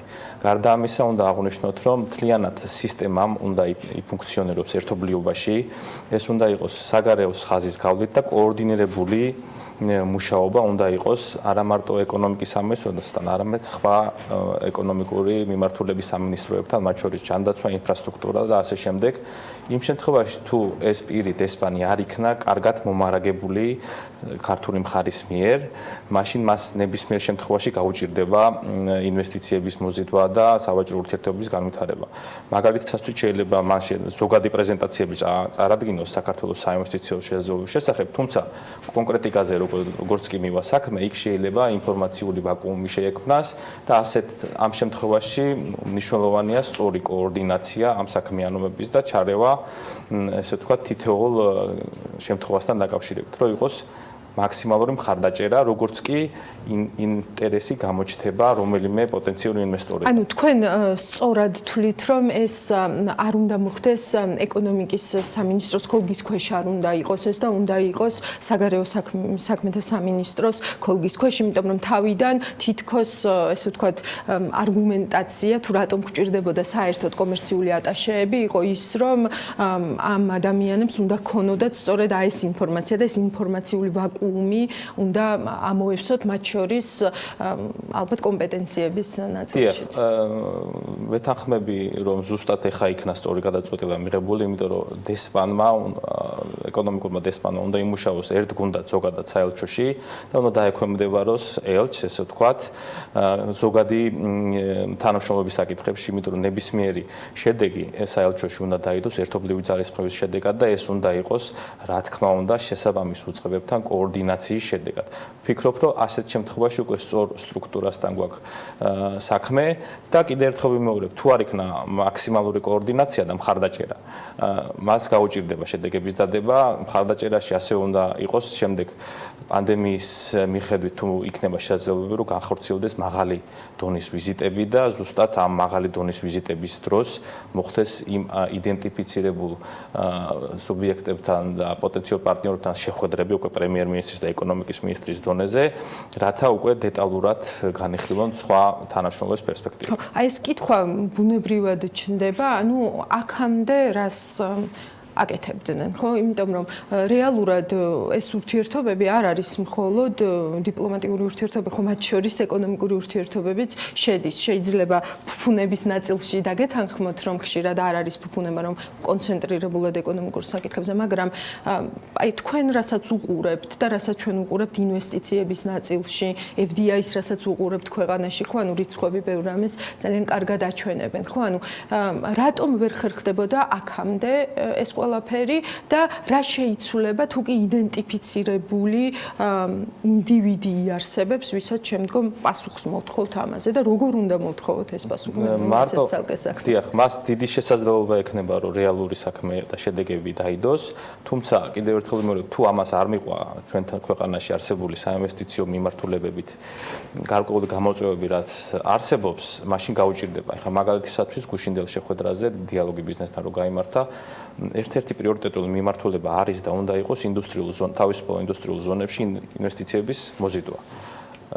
გუშინდელ შეხვედრაზე გაჟღერდა არაერთი მნიშვნელოვანი საკითხი, რაც უნდა მოგვარდეს ამ ინდუსტრიულ ზონებში, იმიტომ რომ შეიძლება აღმოჩნდეს, რომ შემოვიდეს ინვესტორი და ისეთ წინასწარ არაინფორმირებულ ბარიერებთან კონდეს საქმე, რაც სხვა პოტენციურ ინვესტორებზე უარყოფითად იმოქმედებს. ამიტომ ვფიქრობთ, რომ პირველ რიგში არის გამოსასწორებელი და საფიქრალი ერთობლივად, რა დადებითი შედეგები უნდა დაიდოს ქვეყანაში, რას თავაზობთ უცხოელებს დამატებით, რომ მათ იგრძნონ თავი მაქსიმალურად კომფორტულ მდგომარეობაში საქართველოს შემოსვლის შემთხვევაში.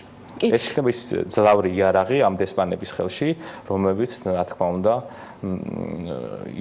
მაქსიმალურად ორიენტირებულ შემდეგ შესაძლებლობას მისცემს, რომ იყვნენ შედეგებზე. კი, აი ამ COVID-19-ის კონტექსტში, როდესაც არა მარტო საქართველოშიც, მთელ მსოფლიოშიც საუბარი არის იმასთან დაკავშირებით, რომ შეიძლება, ესე ვთქვათ, ეს ღია ეკონომიკა, ესე ვთქვათ, კითხვის ნიშნის ქვეშ დგეს გარკვეულწილად, ხო, იმიტომ რომ მეტი აქცენტი გაკეთდეს ადგილობრივ პროდუქციაზე, ესე ვთქვათ, რაღაც რეგიონულ ჩაკეტილობებზე და ასე შემდეგ. ხო, რაც მუდმივად გვესმის მთელი ამ ხნის განმავლობაში. თქვენ როგორ ფიქრობთ, რა უნდა იყოს საქართველოს მიმართულება? უნდა აკეთებდეს თუ არა ის აქცენტს პირდაპირ უცხოური ინვესტიციების ქვეყანაში მოზიდვაზე და ეს ხوار დგება ოდნავ ეს პოლიტიკა, ანუ ღია ეკონომიკის პოლიტიკა ხომ არ დგება რისკის ქვეშ. პირიქით მაქსიმალურად უნდა იყოს გამოყენებული ეს შესაძლებლობა. აქ უკვე საუბარი შეიძლება იყოს რეგიონული წარმოებების განვითარებაზე, თუნდაც შვილობილი კომპანიების სახით ევროპული მსხვილი კომპანიების და გასვლა იმ დიდ სავაჭრო ბაზრებზე, რასაც საქართველოს აძლევს ეს არსებული პრეფერენციული სავაჭრო რეჟიმები. ჩვენ რამოდენიმე პროექტზე მუშაობთ, ეხლა საწყის სტადიაზეა, ჯერ დეტალებს ვერ ვისაუბრებთ, თუმცა ეს არის ზუსტად ის მოდელი, რაც მოიტანს მეტ ექსპერტიზას ქვეყანაში, მეტ გამოცდილებას და მეტ სამუშაო ადგილს შექმნის, იმიტომ რომ ეს პოტენციური პარტნიორები რო შემოვლენ მომავალში საქართველოში, მათ ექნება თავისი საექსპორტო ბაზრები უკვე და ადგილობრივი ნაწარმოებები, პროდუქცია უკვე შეიძლება გავიდეს უკვე ათვისებულ, მათ მიერ ათვისებულ საექსპორტო ბაზრებზე. რაც არის ძალიან საინტერესო მოდელი. ამ ხრივ ჩაკეტილობაზე ვერნაირად ვერ ვისაუბრებთ, პირიქით ეს არის ძალიან დიდი შესაძლებლობა, რომელიც გვაქვს ქვეყანას რომ გამოვიყენოთ. ვერაფერს ვერ დაგტყუებთ, ხო?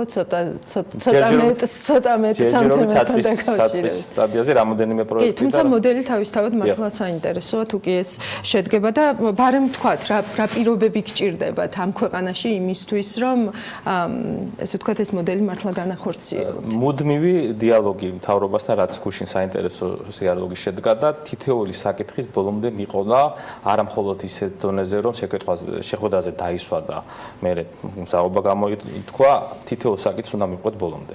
ეს იქნება დაწყებული მინისტრიდან, მე მოადგილე თუ სამმართველოს უფროსი, რათა ამოვწუროთ ის კომპრომისული გადაწყვეტილებები, რაც შესაძლოა მიღებული იქნას და დროულად თითოეული საკითხის მოგვარების კუთხით. კარგი, ვნახოთ დესპანებიც როგორ შეგეხიდებიან ამ საქმეში. ძალიან დიდი მადლობა, რომ იყავით ჩვენთან ერთად და პასუხობდით ჩვენს კითხვებს. ეს იყო გიორგი კაჭარავა, ევროკავშირის საქართველოს ბიზნეს საბჭოს აღმასრულებელი დირექტორი. მადლობა მას საინტერესო მოსაზრებებისთვის და საინტერესო ახალი ამბისთვის, რომელსაც ყურადღება უნდა მივადევნოთ ნამდვილად. ამით საქმიანი დილა დასრულებულია. ჩვენ ერთმანეთს შევხვდებით დღესვე უკვე ანალიტიკაში. მადლობა რომ გვიყურებთ.